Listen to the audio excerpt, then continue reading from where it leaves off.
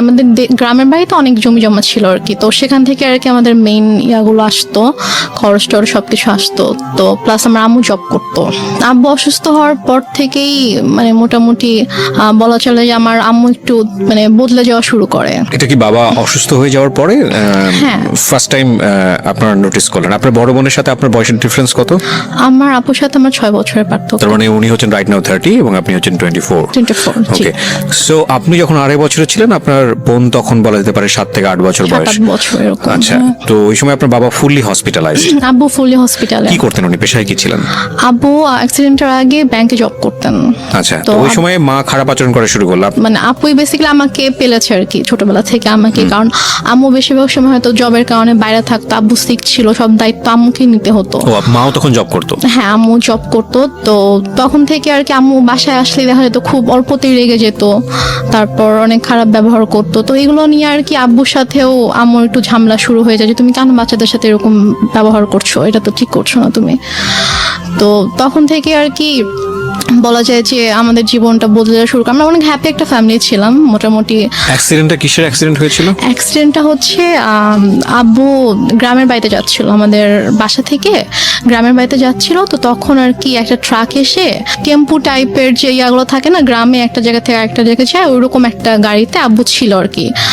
একটা ট্রাক এসে উপরে উঠিয়ে দেয়, গাড়ির যে স্টিয়ারিংটা থাকে, স্টিয়ারিংটা একদম আব্বুর পেটে ঢুকে যায়। ঢুকে মানে খুবই ডেঞ্জারাস অ্যাক্সিডেন্ট। আব্বুর শরীরে অনেক হাড্ডি ভেঙে যায়, তারপর হচ্ছে স্টিয়ারিং ঢুকে একদম আব্বুর পুরো পেট একদম মানে চিড়ে ফেরে জাস্ট সাইডে একটুখানি ঝুলে থাকে এমন অবস্থা, পেটের ভিতরে যা কিছু ছিল সবকিছু বের হয়ে যায়। মানে খুবই মানে ডেঞ্জারাস একটা অ্যাক্সিডেন্ট। আব্বুর বাঁচারই কথা না। এখন আলহামদুলিল্লাহ আল্লাহ হায়াত দিয়েছিল জন্য আব্বু অ্যাক্সিডেন্টের পরে 14 বছরের মতো বেঁচে ছিল। বাট মানে যে অবস্থা ছিল আব্বু হাঁটতে পারতো না। আচ্ছা, আব্বুর 11 মাস পরে যখন আব্বুকে বাসায় নিয়ে আসা হলো তখন আব্বু হাঁটতে পারতো না, আব্বু টোটালি হচ্ছে বিছানায় ছিল। তো আম্মু তখন আর কি আব্বুকে অনেক টেক কেয়ার করেছে। আব্বুকে হচ্ছে আমরা মানে যে ওয়াকার, বেবিরা যেরকম ওয়াকারে হাঁটে, আমরা ওরকম করে আব্বুকে নতুন করে আব্বুকে বসানো শিখাইতে হয়েছে, আব্বুকে দাঁড়ানো শিখাইতে হয়েছে, দেন ওয়াকারে করে আব্বুকে হাঁটাতে হয়েছে।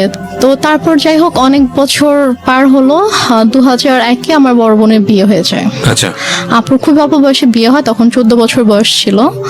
তো মানে অনেক ভালো ছেলে পেয়েছিল, এই জন্য হয়তো মানে বিয়ে দিয়ে দেয় আর কি।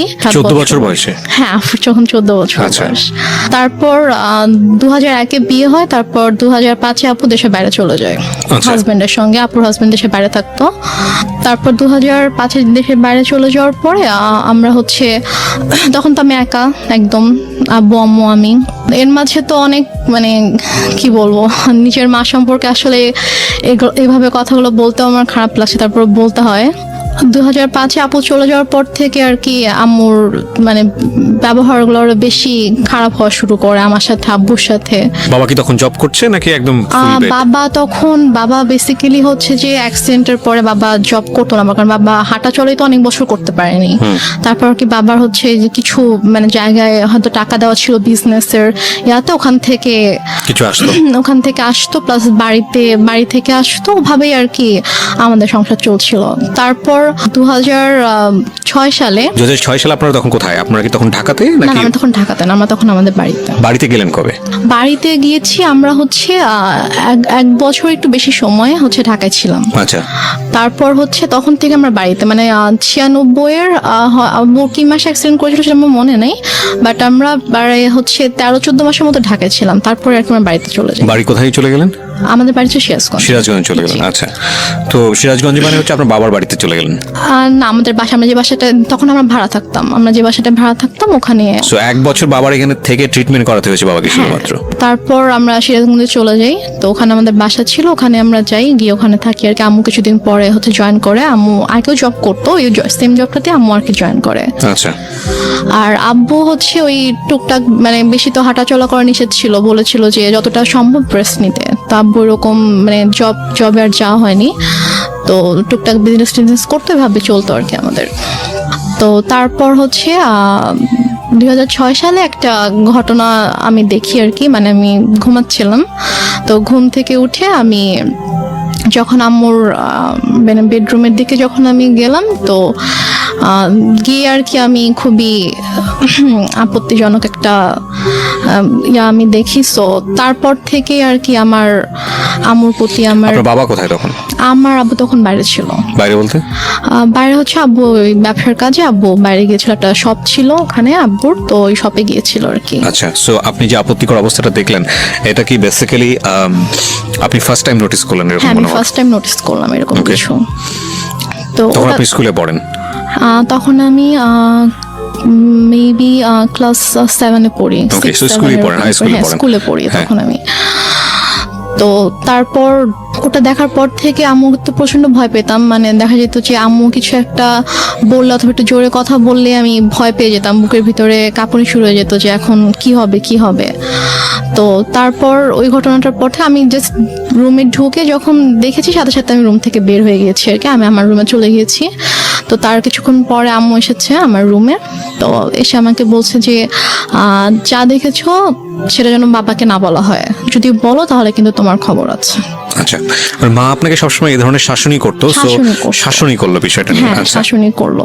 তারপর আমি তো আমি আগে বলেছি যে আমি প্রচন্ড ভয় পেতাম আম্মুকে, তো আমি আর কিছু বলি না, বাবা আসার পরও কিছু বলি না। তো তারপর এভাবেই চলছিল।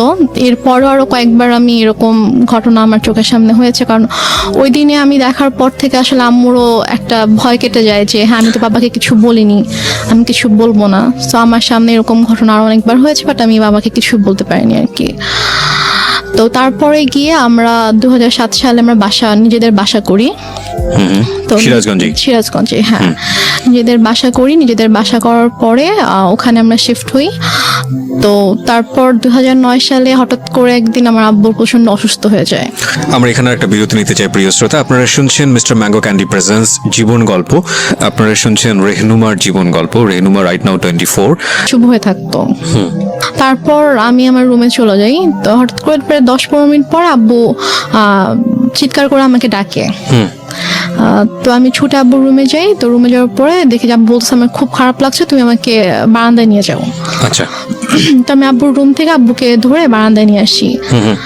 তো আব্বু যখন থেকে ব্যথা শুরু হয় তখন থেকে আব্বু জাস্ট বুকে হাত দিয়ে রেখেছিল, যেখানে ব্যথা করছিল। আব্বু বসতে পারছিল না, শুতেও পারছিল না, আতশোয়া হয়েছিল বিছানায়। তো আমি আব্বুকে ধরে বারান্দায় নিয়ে যাই। নিয়ে যাওয়ার পরে আব্বুকে চেয়ারে বসিয়ে দিই। তো তারপর আব্বু বমি করে দেয়। তো বমি হচ্ছিল, তো মানে তখন আমি কান্না করতে করতে আম্মুর কাছে যাই যে আম্মু আসো, আব্বু তো বমি করছে, মরে যাক আমার কি, আমি পারবো না যেতে, আমাকে ডাকবা না। এটা আপনার মা বলে? আমার মা বলে।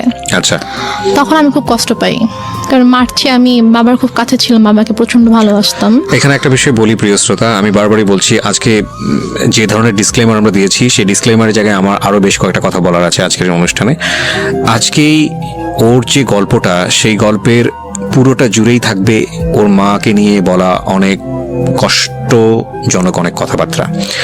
আমাদের সমাজে কিংবা আমাদের পুরো পৃথিবীতে যদি বলি, মা হচ্ছেন এমন একটি ক্যারেক্টার, মা হচ্ছেন এমন একটি স্বর্গীয় গিফট সন্তানের জন্যে, যেখানে কোনো লজিকই খাটে না। মা যা মা তাই, এখানে অন্য কোনো কিছু বলার সুযোগ নেই। সুতরাং আজকের এই পার্টিকুলার বিষয়কে কেন্দ্র করে আপনি আইদার পজিটিভ আইদার নেগেটিভ কোনো কিছুই ভাববেন না মার এই বিষয়টাকে নিয়ে। আমি বারবার আপনাদেরকে সতর্ক করছি। আপনারা বরং ভাবুন এটা, যে একটা মেয়ে পরিবারে এই ধরনের পরিবেশের মধ্যে বড় হয়ে সে আজকে কোথায় দাঁড়িয়ে আছে, কিভাবে ফাইট করছে। কারণ এই পার্টিকুলার একটা মাকে দিয়ে সমাজের অন্য সকল মাকে চিন্তা করার কোনো সুযোগ নেই। চিন্তা করতে গেলে আপনার এই গল্পটাকে ফেক মনে হবে, এক। আর 2 নম্বর যেটা, সেটা হচ্ছে আপনি চিন্তা করতে গেলে ভয়ানক রকমের কষ্ট পাবেন। তবে হ্যাঁ, আমি ডেফিনেটলি শিওর যে আজকের এই গল্প শুনে অনেকেই হয়তো বা তার নিজের জীবনের গল্পটা খুঁজে পাবেন। কারণ এই ধরনের বিষয়গুলো মিডিয়াতে এত বড় হাইলাইট করা, এত বড় স্পেস দিয়ে মানুষকে সচেতন করা, মানুষকে ইন্সপায়ার করা, এটা আসলে রেডিওতেই ফার্স্ট হয়েছে। সো সেই জায়গা থেকে আমাদের জন্য এটা অনেক বড় একটা চ্যালেঞ্জ। আমি বারবার ইন্টারাপ্ট করছি আপনাদেরকে এই একটা জিনিস বোঝানোর জন্য, গল্পের ক্যারেক্টারের কোনো পার্টিকুলার বিষয় যেটা আপনার মধ্যে নেগেটিভ কনসিকুয়েন্স তৈরি করে ওটাকে ফোকাস না করে বরং এই মেয়েটার স্ট্রাগলটাকে ফোকাস করবেন প্লিজ। ওকে, হ্যাঁ। তারপর আমি মাকে ডাকতে চাইনি। তো তারপর আব্বু পরপর 3বার বমি করেছে। তো বমি করার পরে তারপর আব্বুকে নিয়ে আবার রুমে নিয়ে গিয়ে বিছানায় শুয়ে দিলাম। তারপর আব্বু আমাকে মানে হাত জোড় করে মানে আমাকে বলছে যে আমাকে মাফ করে দিও। তা আমি বলছি তুমি এভাবে কেন কথা বলছো? বলছে যে আমি তোমার জন্য কিছুই করতে পারলাম না। মানে আমি তখন এতটাই মানে আমি তো কিছু বুঝতাম না তখন। আমি যদি এখন যদি থাকতাম ওই সিচুয়েশনে, আমি হয়তো বুঝতে পারতাম যে আব্বু হয়তো আর বেশিক্ষণ থাকবে না, এই জন্য ওইভাবে বলছে। বাট তখন আমি বুঝিনি আসলে। তারপর যে এভাবে কথা বলো না বাবা, তুমি ঠিক হয়ে যাবা, ভাই আসবে একটু পরে, তোমাকে হসপিটালে নিয়ে যাবো, তুমি ঠিক হয়ে যাবা, কিছু হবে না। তো তারপর ভাইয়া 5টার দিকে, ভাইয়া মেবি 4টার দিকে বাসা থেকে বের হয়। ওর বাসা থেকে তখন ঝড় বৃষ্টি থেমে গেছে, বাট স্টিল কোথাও অ্যাম্বুলেন্স নেই। তো ভাইয়া হেঁটে হেঁটে রাত 4টায় স্বাভাবিকভাবে একটা ছোট এই শহরে, ভাইয়াটা কোন ভাইয়া ছিল? ভাইয়া ওই যে আমি বললাম যে একটা কাজিনকে ফোন করছিলাম আচ্ছা, সে রাত okay, থেকে। okay. 4টা মানে কি, ভোর 4টা? ভোর 4টা, হ্যাঁ। Okay. তো ভোর 4টায় ভাইয়া বাসা থেকে বের হয়ে যায়, হচ্ছে হসপিটালে যায়, সে কোনোভাবে কোনো অ্যাম্বুলেন্স ম্যানেজ হয় কিনা। এই সময়ের মধ্যে মা আসেনি এই রুমে? মা একবারও আসেনি। আচ্ছা। পরে একটা রিক্সায় আমি উঠি, আর একটা রিক্সায় বাবাকে নিয়ে ভাইয়া উঠে আব্বুকে হসপিটালে নিয়ে যাই। তো নিয়ে যাওয়ার পরে ওখানকার ডক্টররা চেক করার পরে বলছে যে একটা মাইনর স্ট্রোক হয়েছে। আচ্ছা। বাট যদি সময় মতো আনতে পারতাম, হয়তো অবস্থা এখন খুবই মানে একটু ক্রিটিক্যাল হয়ে গেছে। ওটা থেকে save করে যেত। হ্যাঁ আমরা দেখছি, বাট যদি রাতে আনতে পারতেন। জিজ্ঞেস করেছে যে কখন থেকে এরকম হচ্ছে, তো যখন আমি ডিটেল বললাম ডক্টরকে, তখন বলছে যে রাতে আনা উচিত ছিল। তো বললাম আসলে রাতে এরকম সিচুয়েশন ছিল না যে আমি হসপিটালে নিয়ে আসবো আব্বুকে। তো তারপর ইসিজি করা হলো, সব চেক আপ করা হলো আব্বুকে। আব্বু সারা রাত তো ঘুমায়নি, তা আব্বুকে ঘুমের ইঞ্জেকশন দেওয়া হলো ঘুমানোর জন্য। তো 6:30টার দিকে আমি আম্মুকে ফোন করলাম, আব্বুর ফোনটা আমার কাছে ছিল। তো আমি আম্মুকে ফোন করলাম যে আম্মু এই ঘটনা, আব্বুর তো স্ট্রোক হয়েছে, তো ডক্টর এটা বলেছে। তো বলতেছে যে তুমি আমাকে কেন ফোন দিয়েছো, তোমার বাবা তুমি দেখো, আমাকে কেন বারবার ফোন দিয়ে বলতেছো। বলছে যে আম্মু আমি একা একা এখানে কি করব, তুমি আসবা না? বলতেছে যে না আমি আসতে পারবো না। এখন টাকা পয়সার একটা ব্যাপার ছিল, কারণ আমি আসার সময় তো আমি কোনো টাকা পয়সা নিয়ে আসিনি। ভাইয়া আর কি হসপিটাল মেডিসিন যা কিছু লেগেছে ভাইয়া এনেছে। তো তারপর আমি আমাকে বললাম যে আমার তো টাকা লাগবে, হসপিটালে তো টাকা লাগবে। তো টাকা লাগবে, তুমি তোর বাবাকে বলো কোথায় টাকা রেখেছে, এসে নিয়ে যাও, আমি কিছু জানি না, আমাকে আর ফোন দিবা, আমাকে বিরক্ত করবা না। তো তারপর আমি আর মাকে ফোন দিই না, আমি আমার চাচুকে ফোন দিই। আমার ছোট চাচু আমাদের বাসা থেকে 15 মিনিটের দূরত্বে থাকতো। তো চাচুকে ফোন দিয়ে বলি যে চাচু আব্বু তো এরকম হসপিটালে, তো আপনি আসেন। সে বলে যে আমি মাত্র ঘুম থেকে উঠেছি, আমার অফিস আছে, আমি এখন আসতে পারবো। তো তারপরে আর কি ডক্টররা হচ্ছে আব্বুকে কেবিনে শিফট করলো। ফার্স্টে তো ইমার্জেন্সিতে ছিল, তারপর কেবিনে শিফট করার পরে আমি আবার প্রায় মনে হয় 8টার দিকে আম্মুকে ফোন করি, তুমি কি একটু স্যুপ অথবা রুটি সবজি একটু বানাতে পারবা আব্বুর জন্য? বলে কেন, আমি কেন বানাবো, তোমার দরকার থাকলে তুমি সে পানি নিয়ে যাও। কোন ক্লাসে পড়েন তখন আপনি? আমি তখন ক্লাস 9-এ পড়ি। ক্লাস 9-এ, ওকে। তো কি মনে করে আম্মু আবার প্রায় আধা ঘন্টা পরে ফোন দিয়েছে, ফোন দিয়ে বলছে যে একটু পরে তো বুয়া আসবে, তো বুয়া আসলে আমি বুয়াকে দিয়ে নাস্তা বানিয়ে পাঠিয়ে দিব। তো বললাম আচ্ছা ঠিক আছে। বুয়া আসছে পরে, হয়তো বুয়াকে দিয়ে নাস্তা বানিয়ে আম্মু নিজে এসেছে 9:30টার দিকে। এসে বলতেছে যে নাস্তা দিলাম, এখন আমি যাচ্ছি, আমাকে আর বিরক্ত করবা না, আমাকে আর ফোন দিবা না, কি কর তুমি করো, তোমার বাবার ড্রয়ারে টাকা আছে, ওখান থেকে নিয়ে তুমি খরচ করো, আমাকে বিরক্ত করো না তুমি। তারপর ডক্টর বললো যে আব্বুর মোটামুটি অবস্থা ভালো, মানে স্টিল কিন্তু স্যালাইন চলছে। তারপর বললো যে এখন মোটামুটি ভালো আছে। তো আরেকটা কথা বলে রেখে, হসপিটালটা ছিল হচ্ছে আমার চাচির ভাইয়ের আর কি। আচ্ছা। তো ওই আঙ্কেল এসে বললো যে সেই হিসেবে আব্বুর আর কি একটু এক্সট্রা কেয়ার হচ্ছিল। তো তারপর 8টার দিকে ডক্টর এসে বললো যে এখন মোটামুটি ঠিক আছে, কোনো রিস্ক নেই। তো উনি ঘুমানোর তো ইঞ্জেকশন দেওয়া হয়েছিল, তো উনি ঘুমালে উনি বেটার ফিল করবে, আপনারা ওনাকে বেশি বিরক্ত করেন না, এটা বলছে আর কি। তো বলার পরে তো আম্মু বললো যে ঠিক আছে, আমি তো সারাদিন ছিলাম, আমি এখন চলে যাই, তুমি থাকো। আমার সাথে আমার একটা ভাগিনা ছিল, মানে ও আর আমি সেম এজেরই ছিলাম। তো আমি আর ও হসপিটালে ছিলাম, তো আম্মু চলে গেল। যাওয়ার পরে আমাকে আম্মু বাসায় চলে যাওয়ার, আমাদের হসপিটাল থেকে আমাদের বাসার দূরত্ব ছিল 5-6 মিনিট, রিক্সায় করে 5-6 মিনিট দূরত্ব ছিল। তো তারপর আম্মু বাসায় গিয়ে আমাকে ফোন দিয়েছে, ফোন দিয়ে বলছে তুমি বাসায় আসো, তুমি আমার যে ইয়াটা ছিল, নাম ছিল মধু, বলছে তুমি আর মধু বাসায় আসো। তো আমি বলছি বাসায় কেন যাবো, আব্বু তো একা থাকবে। তো বলছে যে সমস্যা নেই, তুমি আসো, তোমার বড় খালামণি যাচ্ছে। আচ্ছা। আমি বললাম যে বড় খালামণি কেন আসবে, বড় খালামণিকে দেখলে তো আব্বু রেগে যাবে। মানে আমার বড় খালামণির সাথে আব্বুর একটু সমস্যা ছিল। আচ্ছা সমস্যা ছিল বলতে যে মানে বড় খালামণির মানে বিহেভিয়ারের জন্য আব্বু বড় খালামণিকে পছন্দ করতো, এটা অ্যাভয়েড করতো আর কি। আচ্ছা তো বলো যে আব্বু যদি রেগে যায় তখন আব্বুর জন্য তো এটা মানে খারাপ হতে পারে। একটু করে চোখ খুলেছে, তো খুলে বলছে মানে ইশারা করে বলছে যে না ঘুমাচ্ছি না। আম্মু তো আমাকে বাসায় ডেকেছে, আমি বাসায় যাচ্ছি, আমি গিয়ে চলে আসবো, বেশিক্ষণ থাকবো না, মা চলে আসবে, তুমি থাকো, আমি আসছি। তো আব্বু জাস্ট চোখ দিয়ে ইশারা করলো যে ওকে। তো দেন আব্বু একটু সাইডে ফিরে যখন ওদেরকে দেখেছে তখন আর কি আব্বুর মানে এক্সপ্রেশনটা চেঞ্জ হয়ে গিয়েছে আর কি। তো যাই হোক আমি তো চলে আসলাম বাসায়। এর মধ্যে আমি বাসায় আসার প্রায় 15-20 মিনিট পরে আমার খালা হচ্ছে আম্মুকে ফোন দেয়। ফোন দিয়ে বলে যে ভাইয়ের অবস্থা ভালো না, তুই তাড়াতাড়ি আয়। তা আমি শুনে বলতেছি যে আমি তো মাত্র দেখে আসলাম যে আব্বু চুপচাপ শুয়েছিল, আর ডক্টরও বলে গিয়েছে যে এখন ঠিক আছে, তো হঠাৎ করে কেন অসুস্থ হয়ে গেল? বলছে তো আমি জানি না, ঠিক আছে আমি গিয়ে দেখছি। তা আমি বললাম যে আমিও যাব, তোকে যেতে হবে না, তুই ফ্রেশ হয়ে খেয়ে দে তারপর আয়। ওকে তো আমি অনেকবার রিকোয়েস্ট করলাম আম্মুকে যে আম্মু প্লিজ আমি যাই, আমি তোমার সঙ্গে যাই। বলছে না তুই যাবি না, তুই থাক, আমি যাচ্ছি। তো আম্মু চট করে রেডি হয়ে আম্মু গেল। তো আম্মু মেবি 3:30টার দিকে হসপিটালে গিয়েছে। তো যাওয়ার পরে আমি ফোন দিচ্ছি, ফোন ধরছে না। আমি ফোন দিচ্ছিলাম যে কি হয়েছে, এখন কি অবস্থা, আব্বু ঠিক আছে কিনা। তো যাই হোক আমি মাত্র খেতে বসেছিলাম আর কি। তো খেতে বসার সাথে সাথে আম্মু আমাকে ফোন দিয়েছে, ফোন দিয়ে বলছে যে ড্রয়ারে টাকা আছে, সবগুলো টাকা নিয়েই হসপিটালে আয়। আমি বলছি কেন, আব্বুর কি অবস্থা এখন? বলছে হ্যাঁ তোর আব্বুকে ঢাকা নিতে হবে, অবস্থা ভালো না, অক্সিজেন দিয়ে রাখছে, তোর আব্বুকে ঢাকা নিতে হবে, তুই টাকাগুলো নিয়ে আয়, এখানকার তো বিল পে করতে হবে, ঢাকা গেলে টাকা লাগবে, তো তুই টাকাগুলো নিয়ে আয়। আমি আর খেতে পারলাম না। আমার ভিতরে এত অস্থিরতা শুরু হয়েছে যে আমি কান্না শুরু করে দিয়েছি, যে আমার কেমন ওখানে প্রচন্ড খারাপ লাগছিল। তো তারপর আমি টাকা নিয়ে চট করে বের হলাম। তারপর আমি হসপিটালে আসার পর দেখি যে আমার একজন চাচু বাসার মানে সরি হসপিটালের নিচে দাঁড়িয়ে আছে। আমি রিক্সা থেকে নামার সাথে সাথে চাচু আমার হাত ধরেছে, তো ধরে বলতেছে যে চল উপরে চল। আমি বললাম যে আব্বুর কি হয়েছে?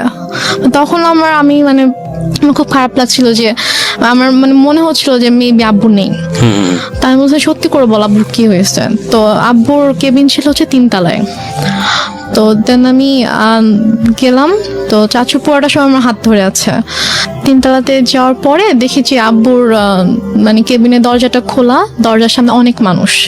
তো আমি গিয়ে চিল্লানো শুরু করছি যে হার্ট অ্যাটাক করেছে পেশেন্টের, হার্ট পেশেন্টের রুমের সামনে, রুম কেন দরজা কেন খোলা থাকবে, এত মানুষ কেন এখানে হইচই করছে, আপনার সরেন এখান থেকে, আমার আব্বুর ডিস্টার্ব হবে। আমি এটা বলতে বলতে রুমে ঢুকে দেখি যে আমার মা খালা একটা বেডে বসে আছে, আর আমি দেখেছি আব্বু শুয়ে আছে। মানে আমি তখনও খেয়াল করিনি যে আব্বুর মাথার নিচে যে বালিশ নেই, অথবা আমি স্যালাইন ট্যালাইন মানে আমি কিছুই খেয়াল করিনি আর কি। আমার জাস্ট মনে হচ্ছে আব্বু নর্মালি শুয়ে আছে, কারণ ওইভাবে শোয়াই আমি দেখে গেছি আব্বুকে। তো আব্বুর মাথার কাছে হচ্ছে আমার চাচু বসে আছে, যে চাচুকে আমি সকালে ফোন দিয়েছিলাম, যিনি বলেছে অফিস আছে আমি আসতে পারবো না, উনি বসে আছে। চাচি এসেছে, উনি দাঁড়িয়ে আছে। তো আমি আব্বুকে দেখো তখনও কিন্তু বুঝতে পারিনি যে আব্বু নেই। আমার বড় খালামণি হঠাৎ করে এসে আমাকে জড়িয়ে ধরে, তো জড়িয়ে ধরে আমাকে বলে যে কি একটা সর্বনাশ হয়ে গেল, তোরা তো এতিম হয়ে গেলি। মানে উনি খুব জোরে চিৎকার করে করে কান্না করছে, আর উনি ভাবে বিলাপ করে করে বলছে কি সর্বনাশ হয়ে গেল, তোরা এতিম হয়ে গেলে এখন তোদের কি হবে। এটা যখন বলেছে তখন জাস্ট আমি আব্বুর দিকে তাকিয়ে তখন আমি খেয়াল করেছি যে আব্বুর মাথার নিচে বালিশ নেই। তো আমি নর্মালি আমি আর আমার আব্বু মানে মৃত মানুষকে ভয় পেতাম আর কি। মানে লাইক আমাদের আশেপাশে বাসায় যদি কেউ মারা যেত, আমার আব্বু ওই বাসার সামনে দিয়ে 40 দিন যেতাম না। মানে আমাদের একটা ধারণা ছিল যে মানুষ মরে গেলে ভূত হয়ে যায়, তারা এসে ভয় দেখাবে। মানে আব্বুর ওই ভীতিটা ছিল, আমারও ওই ভীতিটা ছিল। আমরা ওই দিক দিয়ে না গিয়ে অনেকখানি ঘুরে যেতাম।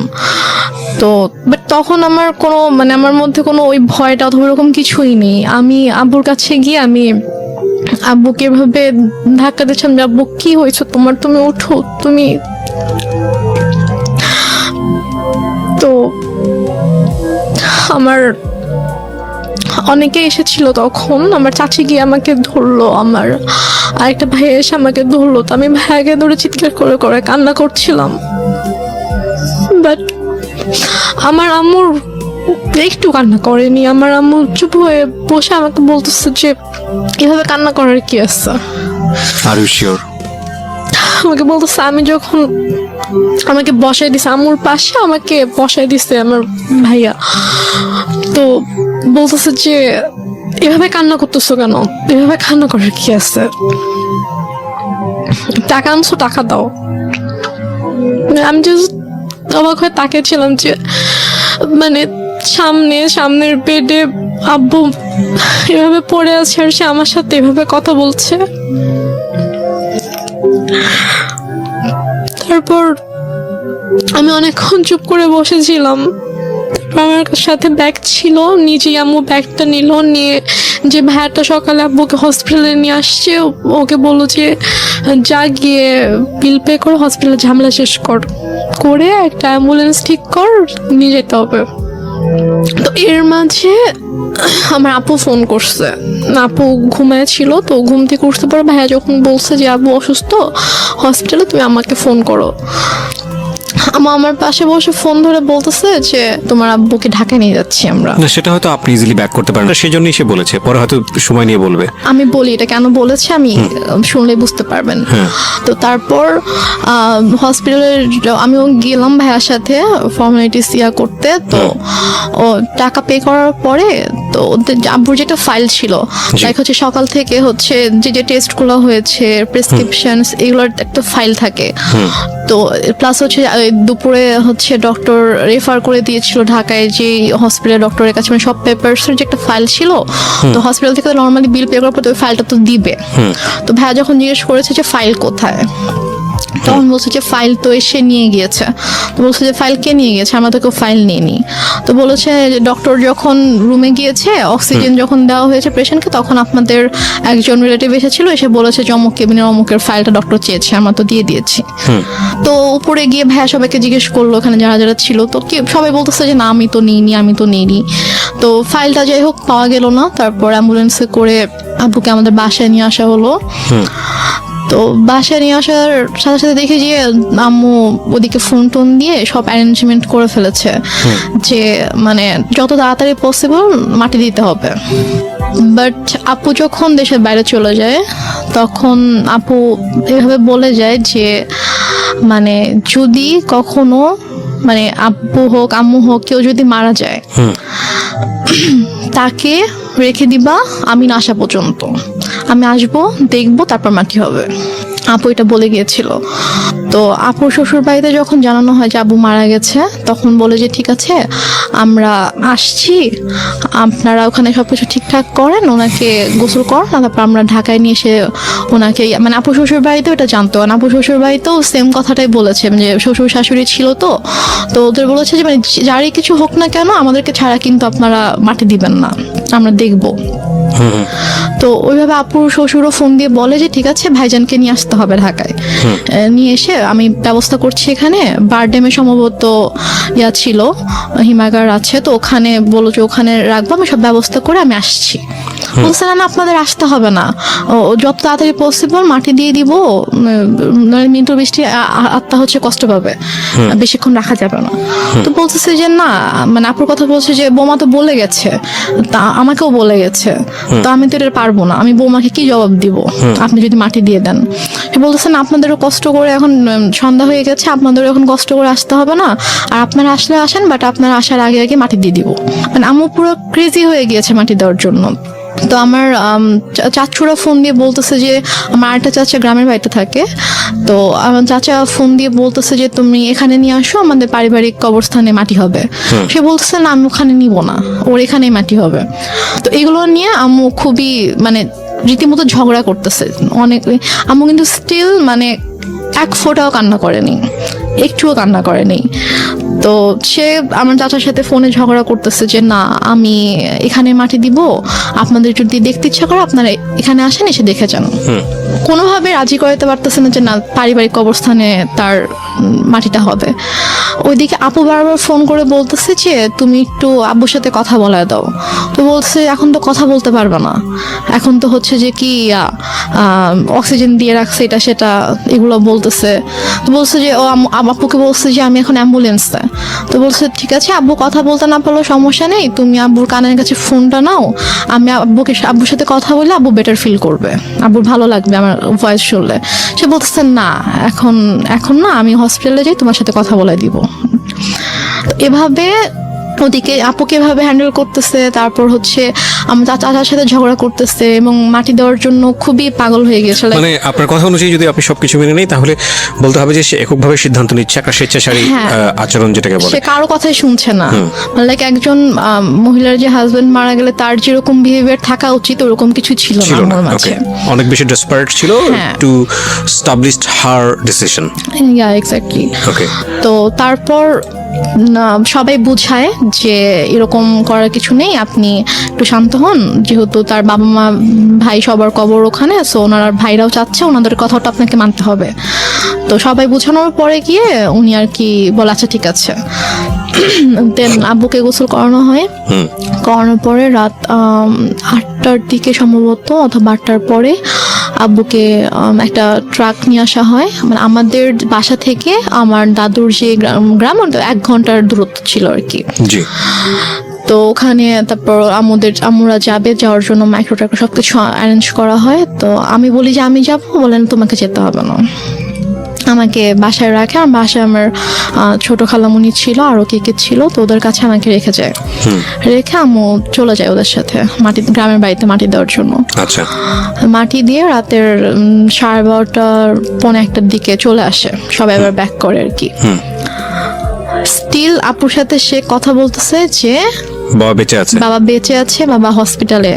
আপু বারবার ফোন দিয়ে বলছে যে কথা বলায় দাও। সে মানে বলাচ্ছে না আর কি। তো দেন মেবি 12:30 পৌনে 1টার দিকে আসলো বাসায়। তো আসার পরে তখন গিয়ে আপু শাশুড়িকে বলেছে যে আপনাদের আসতে হবে না, আমি যেহেতু মাটি দিয়ে দিয়েছি তাড়াতাড়ি, তো আপনারা সকালে আসেন, রিল্যাক্সে সকালে আসেন, এখন আসতে হবে না। তো তারপর ওরাও আসলো না।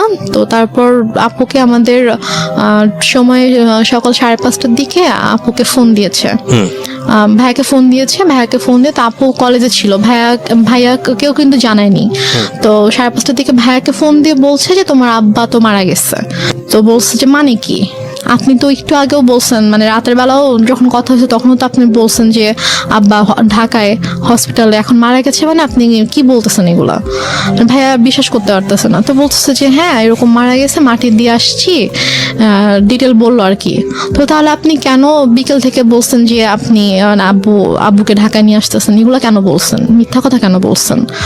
পরে বলে যে তারপর বলছে যে আপনাদেরকে তো বলা হয়েছে যে কেউ মারা গেলে রাখতে, আমরা দেখবো তারপর মাটি হবে, তো আপনি কেন মাটি দিয়ে দিলেন? ভাই আম্মুর সাথে এভাবে কথা বলতেছিল। তো বলতেছে যে আমার ইচ্ছা হয়েছে আমি দিচ্ছি। এটা আপনার মা বলছে? আমার মা বলছে যে আমার ইচ্ছা হয়েছে আমি দিচ্ছি, এখন তো কিছু করার নাই। আপুর কথা বলছে যে ওকে জানাও, ও কোথায়? তো বলছে ঠিক আছে, ওকে আপনার জানাইতে হবে না, আমি ওকে জানাচ্ছি, আমি আমার ওয়েতে ওকে জানাবো। তো তারপর আপু কলেজে ছিল। তো আপু কলেজ থেকে আসার পর এর মধ্যে বাসায় হচ্ছে আপুর কিছু ফ্রেন্ডকে ভাইয়া ডাকে, ওরা সবাই আসে। তো আপু বাসায় এসে দেখে আপুর ফ্রেন্ডরা বাসায়, ভাইয়া বাসায়। তো আপু বলে যে কি হয়েছে তোমরা হঠাৎ করে বাসায় না জানিয়ে? তো বলে আসলাম আর কি। তো ওরা অনেক খাবার টাবার রান্না করে আনছে, তো আনার পর আপুকে খাওয়ানো দাওয়ানোর পরে তারপর আপুকে বলছে যে এরকম আব্বু তো মারা গেছে। তখন আপু খুব শক যে মানে কি, আমাকে তো বলা হয়েছে যে আব্বু হসপিটাল, আব্বু ঢাকায়, তাহলে আম্মু কেন মিথ্যা কথা বলছে? দেন আপু আম্মুকে ফোন করে বলে যে তুমি কেন মিথ্যা বললা, যাই হোক অনেক কথা। আম্মু বলে যে এরকম মৃত মানুষকে রাখতে হয় না, কষ্ট পায়, এগুলো নিয়ে আর কি অনেক ইয়া হয়। বাট তখনও আমি বুঝতে পারিনি যে আসলে ব্যাপারটা কি হয়েছে। তো এর মাঝে কথা ওঠে আব্বুর এই ফাইলটা নিয়ে। তো এটা নিয়ে যখন কথা ওঠে যে ওই ফাইলটা কোথায়, আমার বড় খালার ছেলে হচ্ছে ডাক্তার, তো ভাইয়া এসে বলে যে আমি রিপোর্টসগুলো দেখবো, আমার কাছে মনে হচ্ছে যে ডাক্তারদের কোনো একটা অবহেলার কারণে তো ভুল কোনো কিছুর কারণে এরকম ভাবে খালু মারা গেছে। কিন্তু ফাইলটা মিসিং। হ্যাঁ, তো এই জন্য ওরা হসপিটাল থেকে ফাইলটা মানে মিসিং করে দিয়েছে। আমরা একটা বিষয় একটু বলি প্রিয় শ্রোতা, আজকের এই গল্পটা একটু যে জায়গাটা এখন দাঁড়িয়ে আছে সেটা সামনের দিকে গিয়ে পুরোপুরি অন্যদিকে মন নেবে, because I know the story. এবং এইটুকুতে যদি নাটক বা সিনেমার গল্পের জায়গায় আপনি চিন্তা করেন তাহলে একজন ব্যক্তি যে ভিলেনের ভূমিকায় চলে এসছে। কিন্তু আমরা যেহেতু এখানে জীবন গল্প প্রচার করি, আমরা সবসময় একটা কথা বলি, প্রত্যেকটা মানুষই আমাদের এই অনুষ্ঠানের প্রেক্ষাপট থেকে রেসপেক্টেবল। দেখুন, ওই মানুষটাকে যদি আজকে রেহনুমা যে জায়গাটায় বসে আছে সেখানে বসানো যায়, সে তার জায়গা থেকে হয়তো বিষয়গুলোকে অন্যভাবে ব্যাখ্যা দাঁড় করানোর চেষ্টা করবে। এবং রেহনুমা যে কথাগুলো বলছে এখানে, সেগুলোকে একেবারে টাইম মেশিনে গিয়ে ওই সময়ে বসে ঘুরে দেখে প্রুফ করার কোনো সুযোগ নাই। সে কারণে আমরা একেবারে সারেন্ডার করি এই জায়গাটাতে, this is not investigative show. But কিছু বিষয় আছে যেগুলো আমরা আমাদের সামাজিকতার জায়গা থেকে জানি, যে একজন সন্তান কখন মার এগেনস্টে গিয়ে কমপ্লেইন করে, কিংবা মা কখন সন্তানের এগেনস্টে বলতে বাধ্য হয়, কারণ পৃথিবীর সবচাইতে মধুরতম সম্পর্ক হচ্ছে এই জায়গাটি। সুতরাং ওই জায়গাটির প্রতি আজকের এই অনুষ্ঠান শুনে রেসপেক্ট কমুক, এটা আমাদের উদ্দেশ্য নয়। আমরা বরং রেহনুমার মাকে সম্মান জানাই। আমাদের মার জায়গাটি থেকে যে ধরনের রেসপেক্ট আছে প্রত্যেকটা মায়ের প্রতি, রেহনুমার মায়ের প্রতিও আমাদের ঠিক সেই রেসপেক্টটাই থাকছে।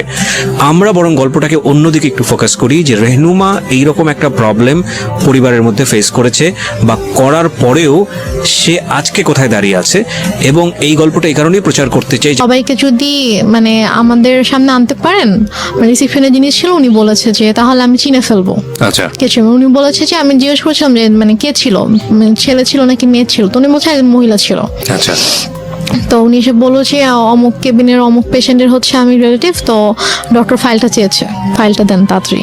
তো ফাইলটা পরে নিয়ে গিয়েছে। তো যাই হোক, তো তারপর এটা নিয়ে আর কোনো ইয়া হয়নি। আম্মুকে যখন বললাম যে চলো তাহলে আমরা সবাইকে নিয়ে যাই ওখানে যেদিন ছিল, বলতেছে যে না, আমরাই তো ছিলাম, আমরা তো কেউ যাই নাই। তা বলছে যেতে সমস্যা কোথায়, চলো। আমি বলছেন আমি যাবো না। তো এটা নিয়ে এক পর্যায়ে আমার সাথে অনেক বড়ই সিন ক্রিয়েট হয়েছে, অনেক কথা কাটাকাটি হয়েছে। ভাইয়াও বলেছে যে খালা চলো, কি সমস্যা, তো সে বলছেন আমি যাবো না। তো ওই হসপিটালে মূলত ছিল যে আমাদের ফ্যামিলি ডক্টর যেটা থাকে, তো ডক্টর এখানকার ছিল, আমাদের কিছু হইলে আমরা ওই হসপিটালতে যেতাম আর কি। তো তারপর থেকে আমার ওই হসপিটালে যায় না। আচ্ছা, মানে কোনো প্রবলেম হলে আর ওই হসপিটালে যায় না, সে ডক্টর চেঞ্জ করে ফেলছে, হসপিটাল চেঞ্জ করে ফেলছে। তো তারপর যাই হোক, এটা নিয়ে আর কোনো কথা কাটাকাটি হয়নি, কিছু হয়নি, শেষ হয়ে গেল ব্যাপারটা। তো তারপর থেকে আব্বু মারা গেল হচ্ছে মে মাসে।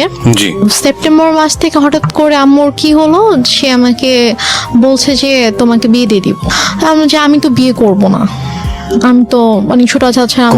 কোন ক্লাসে পড়েন? আমি তখন 9-এ পড়ি। তো আমি বলেছি আমি তো বিয়ে করব না। তো বলেছে যে না, তোমাকে বিয়ে করতে হবে। আমি বলেছি যে কেন, তোমার দায়িত্ব আমি নিতে পারতেছি না। একটু একটা মিনিট, মানে টু বি অনেস্ট, যে জিনিসটা আমার জানার আছে সেটা হচ্ছে যে আপনি তো মোটামুটি গল্পের যে গ্রাফটা মেনটেন করছেন তাতে বোঝাই যাচ্ছে যে আপনার সঙ্গে আপনার মায়ের একটা সম্পর্ক, এই সম্পর্কটা স্বাভাবিক সম্পর্ক ছিল না। এটা একটা বৈরী সম্পর্ক। এবং আপনার বোন চলে গেল কানাডাতে, আপনারা দুই বোন, বাবা তো মারাই গেল, এবং ইন দ্য মিন টাইম আপনারা সিরাজগঞ্জে বাড়ি করেছেন। তার মানে ওই বাড়ি বলতে আপনারা কয়টা, আপনার পুরো একটা ফ্ল্যাটে আপনি এবং আপনার মা, এবং আপনি তখন ক্লাস 9-এ পড়ছেন। 2-3টা বিষয় এখানে নোট করার মতো প্রিয় শ্রোতা। একটা হচ্ছে যে ওর মার বয়সও কিন্তু তখন অনেক অল্প বয়স, 1।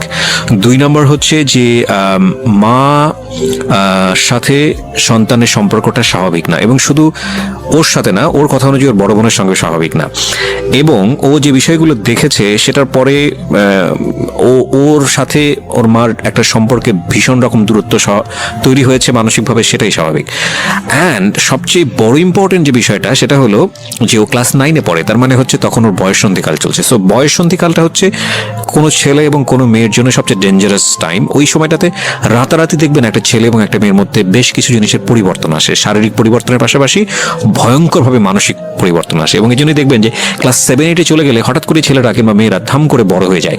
এই যে ব্যাপারটা, এই স্টেজটা কিন্তু খুব মারাত্মক এবং এটাকে খুব সফটলি ডিল করা উচিত। এই ডিল করার জায়গাটাতে মা কিংবা বাবা মা বা কাছের বন্ধুদেরকে অনেক বড় একটা ভূমিকা পালন করতে হয়। তো সেই জায়গাটিতে এই মেয়েটিরও এক ধরনের রাফ আচরণ হলেও হতে পারে যেটা মায়ের সঙ্গে, আমি ঠিক জানি না। আমি কোশ্চেনটা করতে চাই একটা, যেটা হচ্ছে যে আপনার বড় বোনের খুব অল্প বয়সে বিয়ে হয়েছিল যেটা আপনি বলছিলেন, তো সে কারণে কি ফ্যামিলি ট্র্যাডিশন এটা ছিল যে ঠিক আছে আপনাকেও বিয়ে দিয়ে দিক না, নির্ঝঞ্ঝাট? এরকম কিছু ছিল না। বরং উল্টো তো হওয়া উচিত, কারণ যেহেতু আপনাকে বিয়ে দিলে আপনার মা একা হয়ে যাবে একদম। একা হয়ে যাবে। সো আপনাকে বরং বিয়ে একটু বয়স হলেই দেওয়াটা স্বাভাবিক। আমি বরং যেটা দেখতে পাচ্ছি যে উল্টো ছিল। তার মানে আপনার আচরণ কি এমন ছিল আপনার মায়ের প্রতি যে আপনার মা আপনাকে সহ্য করতে পারছে না? এরকম কিছু ছিল না, কারণ আচ্ছা। আমি প্রথম থেকে বলে আসছি যে আম্মুকে দেখে প্রচন্ড ভয় পেতাম। ধর আম্মু কোনো কিছু নিয়ে যদি কোনো কিছু বলতো একদম মানে চুপ হয়ে যেতাম। কখনো যে তর্ক করা অথবা ওইভাবে ঝগড়া করা এরকম কিছু, অথবা উল্টে পাল্টা কোনো জবাব দেওয়া, এরকম কখনোই কিছু ছিল না। ওই কয়েকটা মাস আমার মানে এমন কেটেছে যে আব্বুর জন্য, আব্বুকে এত বেশি মিস করতাম এবং ওই রাতটার কথা মনে পড়ে। এই যে ফিলিংসটা নিয়ে যদি আরেকটা মানুষ আপনার পাশে দাঁড়াতো তাহলে মনে হতো যে না এই মানুষটা আমার কাছের মানুষ, হ্যাঁ, সেটা। যেটা আপনার মার কাছ থেকে আসার কথা ছিল। আপনার কথা অনুযায়ী আপনার মা ওই সময়টাতে খুবই স্বাভাবিক ছিলেন, তার মানে ওইটা আপনার কাছে আরো বেশি কষ্টদায়ক মনে হচ্ছিল। সেটাই। বলুন তারপর। যারা এসেছে তারাই কিন্তু আমাকে সান্ত্বনা দিয়েছে, বাট আমার মার থেকে আমি কোনো সান্ত্বনা পাইনি। তো আমি আসলে অনেক বেশি মানে একা হয়ে গিয়েছিলাম। তো সেই একাকিত্ব থেকে আমি আর কি ঘুমাতাম না। তো যাই হোক, তো সেপ্টেম্বরের দিকে হঠাৎ করে আম্মু একদিন আমাকে বলে যে দেখো আমার অনেক ঝামেলা হচ্ছে। ব্যাপারটা এরকম না যে আম্মু আমার দায়িত্ব নিতে পারছে না যে আমার জন্য আম্মুর খরচ হচ্ছে, আমার খরচ কিন্তু আপুই পাঠাতো। তো সে আমাকে বলছে যে না আমি তোমাকে রাখতে পারবো না, আমি তোমার দায়িত্ব নিতে পারছি না, তোমাকে বিয়ে দিয়ে দিব। তা আমি বলি ঠিক আছে, আমি আপুর সাথে কথা বলতে চাই। তোমার যদি খুব বেশি সমস্যা হয় তাহলে আমি আপুকে বলি, আপু আমাকে হোস্টেলে পাঠিয়ে দিক। আচ্ছা। তো বলেছে না আপুকে বলা যাবে না। তো এটা নিয়ে অনেক আম্মুর সাথে মোটামুটি একটু চলছিল যে আম্মু অনেকভাবে অনেককে দিয়ে বুঝাচ্ছিল আমাকে, লাইক আমার ফ্রেন্ডের আম্মুকে নিয়ে এসে। আপনার মধ্যে এমন কোনো আচরণ কি ছিল যেটা মা নোটিস করেছে যে বিয়ে দিয়ে দিলেই আমি সেফ জোনে চলে যাই? আমার মধ্যে আচরণ বলতে আমি তো বাসা থেকে লাইক বের কোনো হতাম না। মেল ফ্রেন্ডের সঙ্গে না। টাইম পাস করা, যেহেতু বাবা নাই সো ডেসপারেটলি মাকে অ্যাভয়েড করে অন্য কোনো দিকে যাওয়া? না না, আমার ওরকম কোনো মেল ফ্রেন্ড ছিল না যাদের সাথে হয়তো আমি বাইরে, আমি গার্লস স্কুলে পড়তাম। তো আচ্ছা। আমার ওরকম মেল কোনো ফ্রেন্ড ছিল না। ওকে। তো আমার যা ফ্রেন্ড ছিল, আমার যে বেস্ট ফ্রেন্ড ছিল ও আমাদের পাশের বাসারই ছিল আর কি। Okay. ও আরেকটা কথা বলি যে আমরা যে এলাকাটায় বাসা করেছিলাম ওইখানে আমার জন্ম হয়। মানে আমার যখন জন্ম হয় তখন আমরা ওই এলাকাতেই থাকতাম, বাট ভাড়া থাকতাম। তো পরবর্তীতে গিয়ে আমরা ওখানে বাসা করেছিলাম। জি। তো আমার যে ছোটবেলার বন্ধুগুলো ছিল তো ওরা ওখানকারই ছিল। তো সেই হিসাবে জাস্ট ওদের আম্মুকে নিয়ে এসে আম্মু আমাকে বুঝাচ্ছিল যে বিভিন্নভাবে মোটিভেট করার চেষ্টা হ্যাঁ, করছিল। motivate করার Okay. চেষ্টা করছিল। তো এর মাঝে যেটা হয় যে অক্টোবর মাসে আমার দুসম্পর্ক আত্মীয় হঠাৎ করে আম্মু বলে যে ওরা আসবে। আম্মু অনেক আয়োজন করতেছিল, বাজার টাজার করছে, রান্না করতেছে। তারপর আন্টি আসছে, মানে আমার বান্ধবীর মা আসছে, বোন আসছে। তো বাসার মধ্যে একটা উৎসবের মতো একটা ব্যাপার যে অনেক রান্না বান্না হচ্ছে, সব গুছাচ্ছে। তো আমি তখনও বুঝতে পারিনি যে গেস্ট গুলা কারা অথবা কেন আসছে। মানে আপনাকে দেখতে আসছিল। Okay. এক্স্যাক্টলি। তো তারপর তারা আসলো। আসার পরে আমাকে তাদের সামনে, আমি তো যাবই না, কোনোভাবেই যাব না, আমাকে জোর করে নিয়ে গেল। তো নিয়ে যাওয়ার পরে তো আমি গিয়ে যখন দেখলাম যে কে ছেলে, কারণ আমি হচ্ছে আমাদের বললাম যে দুসম্পর্ক আত্মীয় ছিল, তো আমি ছেলের বড় ভাইকে চিনতাম, আমাকে মামা বলে রাখতাম। জি। তো তারই ভাই, সে সিঙ্গাপুরে থাকতো এবং সে অনেক টাকা পয়সার মালিক ছিল।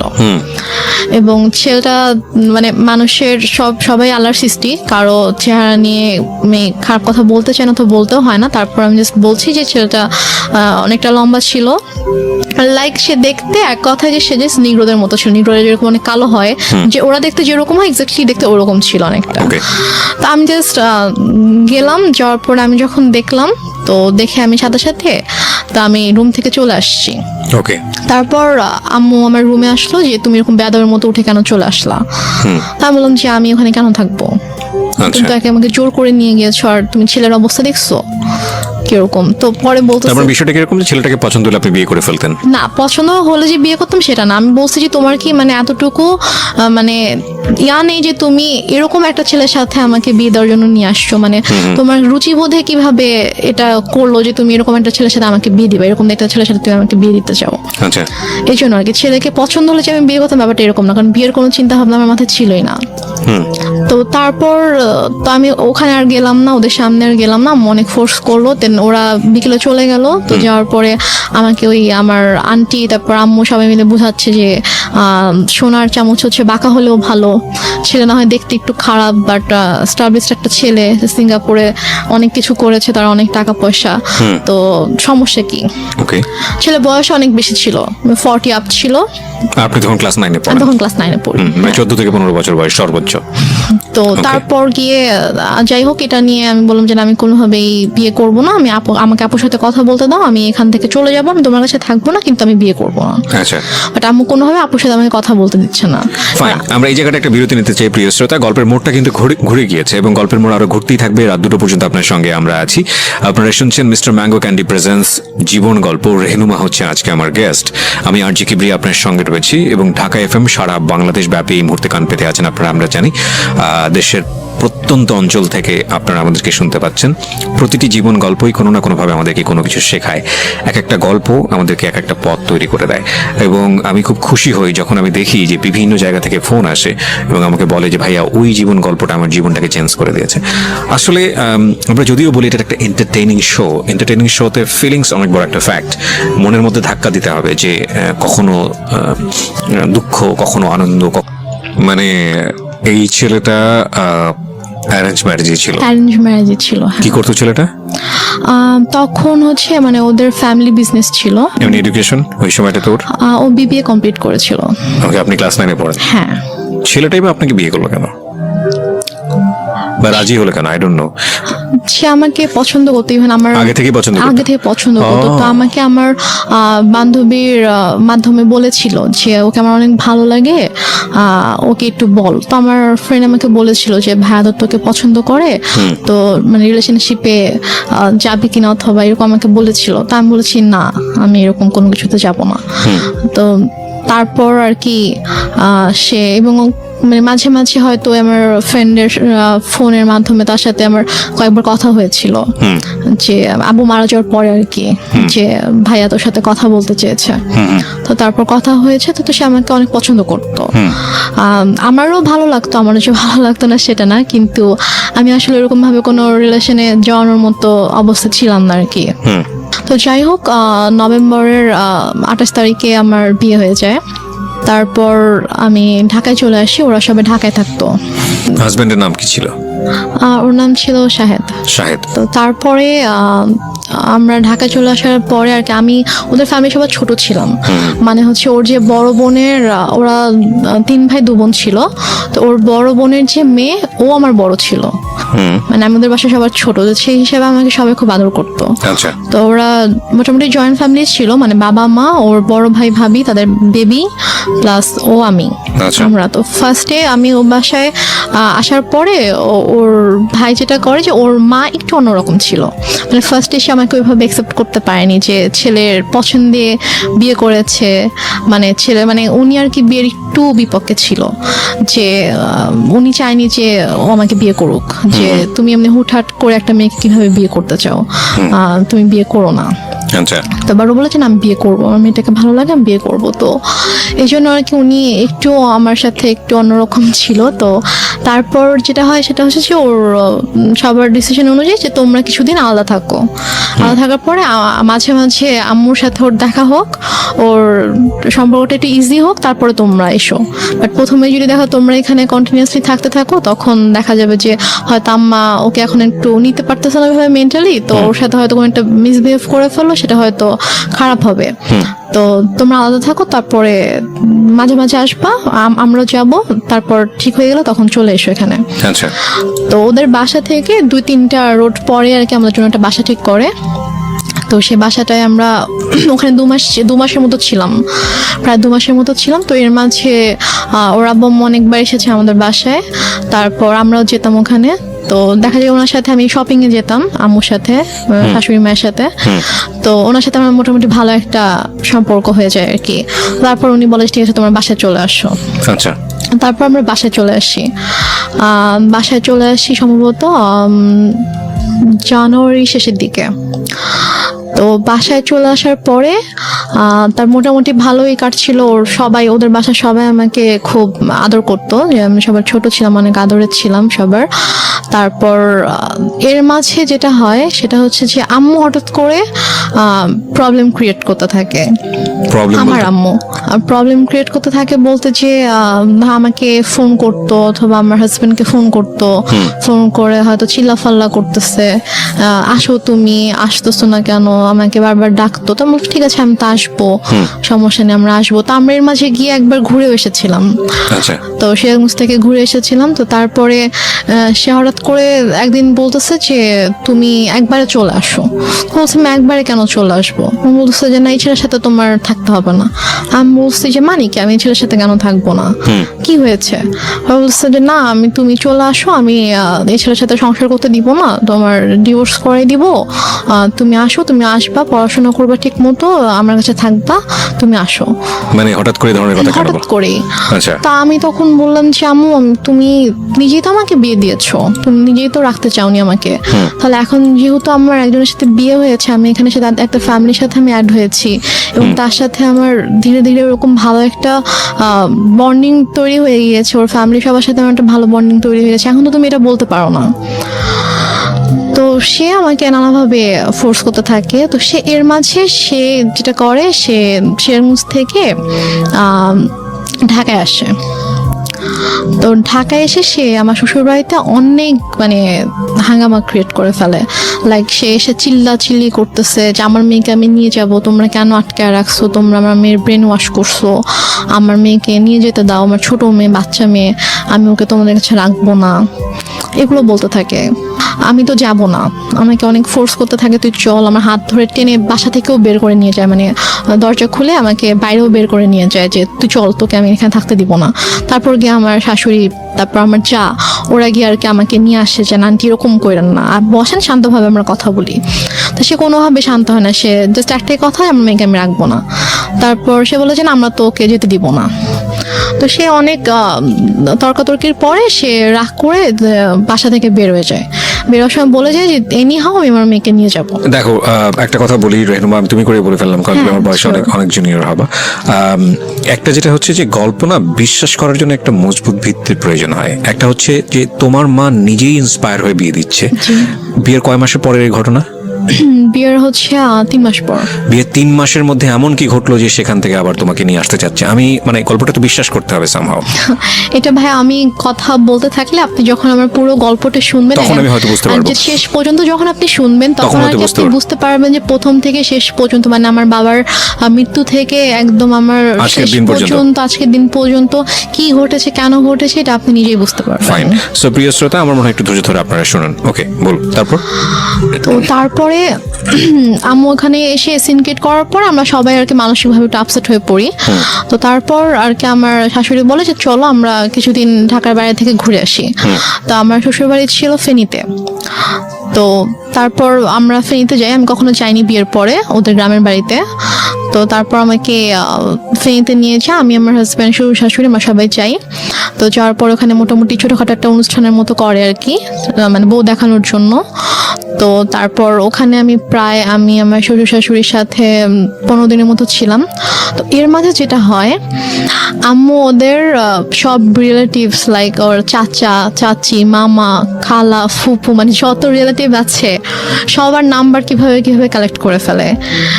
কালেক্ট করে সবাইকে ফোন দিয়ে সে বলে যে শাহেদ ভালো না, ওর আমার মেয়ে, ছোট একটা বাচ্চা মেয়েকে ও বিয়ে করছে, বিয়ে করে এখন ওকে টর্চার করতেছে, ওকে মারতেছে। তারপর আমার হচ্ছে চাচা শ্বশুরের ছেলেকে ফোন দিয়ে বলে যে উনি হচ্ছে পুলিশের ডিআইজি।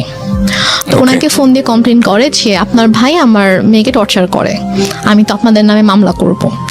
তো স্বাভাবিকভাবে সে যেহেতু মানে আইনের একজন তো সে বলে যে আমি যতটুকু জানি আমার ভাই এরকম কিছু করার কথা না, ঠিক আছে আপনি যেহেতু আমার কাছে কমপ্লেন করেছেন আমি ব্যাপারটা দেখবো। তো উনি তারপর আমার হাজব্যান্ডকে, আমার শ্বশুর শাশুড়িকে মানে কথা বলে ওনাদের সাথে কথা বলে বলে যে কি হয়েছে, তখন বলতেছে যে তুমি তো আমাদের কথা বিশ্বাস করবো না, তুমি বৌমার থেকে শুনো যে মানে আমাদের কোনো দোষ নেই অথবা আমরা কিছু করি নাই, ওর মাই এরকম সিন ক্রিয়েট করতেছে, ওর মা একটু অন্যরকম, ওর মাই এরকম ঝামেলা করতেছে, আমাদের ওর থেকে শুনো। তো ভাই আমার সাথে কথা বলে, বলার পর ভাইয়াকে বলি যে ভাইয়া এরকম কোনো সমস্যা নেই, শাহেদ আমার সাথে কোনো খারাপ ব্যবহার করেনি, আমাকে কখনো মারেনি, আর ওর সাথে আমার অনেক ভালো সম্পর্ক, কিন্তু আম্মু চাচ্ছে না যে আমি ওর সঙ্গে থাকি, এই জন্য আম্মু এরকম সিনক্রিট গুলো করছে, আপনি কিছু মনে করেন না, জি। আমি খুবই সরি আমার মার পক্ষ থেকে। Okay. এবং ওদের ফ্যামিলি সবার কাছে আমি খুব মানে সরি বলি যে আমার জন্য আপনাদেরকে এত কিছু সহ্য করতে হচ্ছে, মানে ওদের কাছে কন্টিনিউয়াসলি সবার থেকে ফোন আসতে থাকে, ওদের সব রিলেটিভসরা ওদেরকে ফোন দেয় যে কি তোমরা নাকি বউ আটকে রেখে বউকে পিটাচ্ছ। তো সে যেটা করে যে ওদের মানে বাসার যে থানা ছিল ওই থানায় ফোন করে, থানার ওসিকে ফোন করে, ফোন দিয়ে বলে যে অমুক মানে অ্যাড্রেস বলে যে অমুক বাসার মধ্যে আমার মেয়েকে আটকে রাখছে, আমার মেয়েকে আমার কাছে আসতে দিচ্ছে না, আমার মেয়ে অনেক কান্নাকাটি করতেছে আমাকে ফোন দিয়ে, আপনারা প্লিজ ওখানে যান, গিয়ে আমার মেয়েকে আমার কাছে পাঠিয়ে দেন। তখন ওরা বলে যে এটা তো অমুক স্যারের বাড়ি, তো স্যারের ফ্যামিলিতে তো এরকম হওয়ার কথা না, আমি আপনার কথা বিশ্বাস করতে পারছি না, ঠিক আছে আমাকে এটা দেখতে হবে। ওকে। তো উনি দেন আমার ওই যে ভাসুরকে ফোন করে, ডিআইজি যিনি ওনাকে ফোন করে বলে যে স্যার এরকম একজন ফোন দিয়েছিল, এখন আমি কি করব, আমি কি যাবো আপনাদের বাসায়? তখন বলে যে আমার বাসায় যাওয়ার কোনো দরকার নেই, উনি আমাকেও ফোন দিয়েছিল, আমি কথা বলেছি, এরকম কিছু নেই, তুমি চাইলে তুমি যেতে পারো, গিয়ে আমার ভাইয়ের বোর কাছ থেকে শুনে আসতে পারো যে এরকম কিছু হয়েছে কিনা। আচ্ছা। তো সে বলে না স্যার আমি এটা দরকার মনে করছি না, তো উনি আর আসে না। তো তারপর গিয়ে তো ওই ভাইয়া যখন জানায় আমার হাজবেন্ডকে, তখন ও বলে যে অনেক হয়েছে, মান সম্মান নষ্টের একটা লিমিট থাকে, ফ্যামিলি সবার সামনে তো করেছিল, এখন এখানেও করছে, তো তুমি একটা কাজ করো, যেহেতু উনি মা যেহেতু এত করে চাচ্ছে তুমি ওনার কাছে গিয়ে থাকো, তুমি যাও, তুমি গিয়ে তার কাছে গিয়ে একটু বোঝা বলো যে এরকম কেন করতেছে, তুমি কিছুদিন তার কাছে থাকো, থাকলে হয়তো তার ভালো লাগবে। আচ্ছা, এটা বলে সে? হ্যাঁ এটা বলে। তো বলে সে, ও ঢাকায় ছিল, আমি ফেনীতে ছিলাম, তো ঢাকা থেকে ফেনীতে আসে, এসে আমাকে ঢাকায় নিয়ে দিলাম, একদিন পরে আমাকে সিরাজগঞ্জে দিয়ে আসে আচ্ছা। আম্মুর কাছে। তো ওই যে আমি গেলাম, আমাকে আম্মু আর আসতে দেয় না, সে আমার হাজবেন্ডকেও আসতে দেয় না, আমাকে বলে যে নিয়ে যাবো, 15-20 দিন ছিলাম, থাকার পর থেকে তো ওই সবাই ফোন দিচ্ছে, শাশুড়ি ফোন দিচ্ছে, শ্বশুর ফোন দিচ্ছে যে ওকে পাঠান, ওকে নিয়ে আসুক। তো তারপর গিয়ে আমি আম্মুর কাছে থাকা শুরু করলাম। তারপর আমার হাজবেন্ডের সাথে অলমোস্ট মানে 3-4 মাসের মতো আমার দেখা হয়নি, কারণ আম্মু না আমাকে যেতে দিচ্ছিল ঢাকায়, না হচ্ছে ওকে আসতে দিচ্ছিল। ও আসতে চাইলে বলতেছিল যে আমার কিন্তু মানে ছোট মেয়ে, ওর কিন্তু 18 বছর হয়নি, নাবালক মেয়ে, আমি কিন্তু তোমার নামে মামলা করে দিব, এই ধরনের কথা বলেন? হ্যাঁ এই ধরনের হুমকি কিন্তু দেয়। যখন আপনাকে বিয়ে দেওয়া হয়েছিল সেই সময়টাতে পেপারে কি মা সাইন করেনি? না মা সাইন করেনি। বিয়েটা কিভাবে হয়েছিল?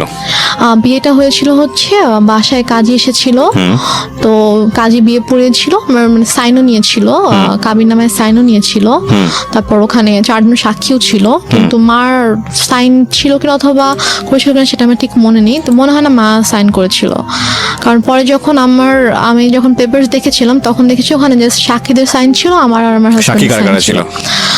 সাক্ষী ছিল হচ্ছে ওর 2জন আঙ্কেল ছিল সাক্ষী, আর আমার পক্ষ থেকে আমার একটা মামা আর আমার একটা ভাইয়া ছিল।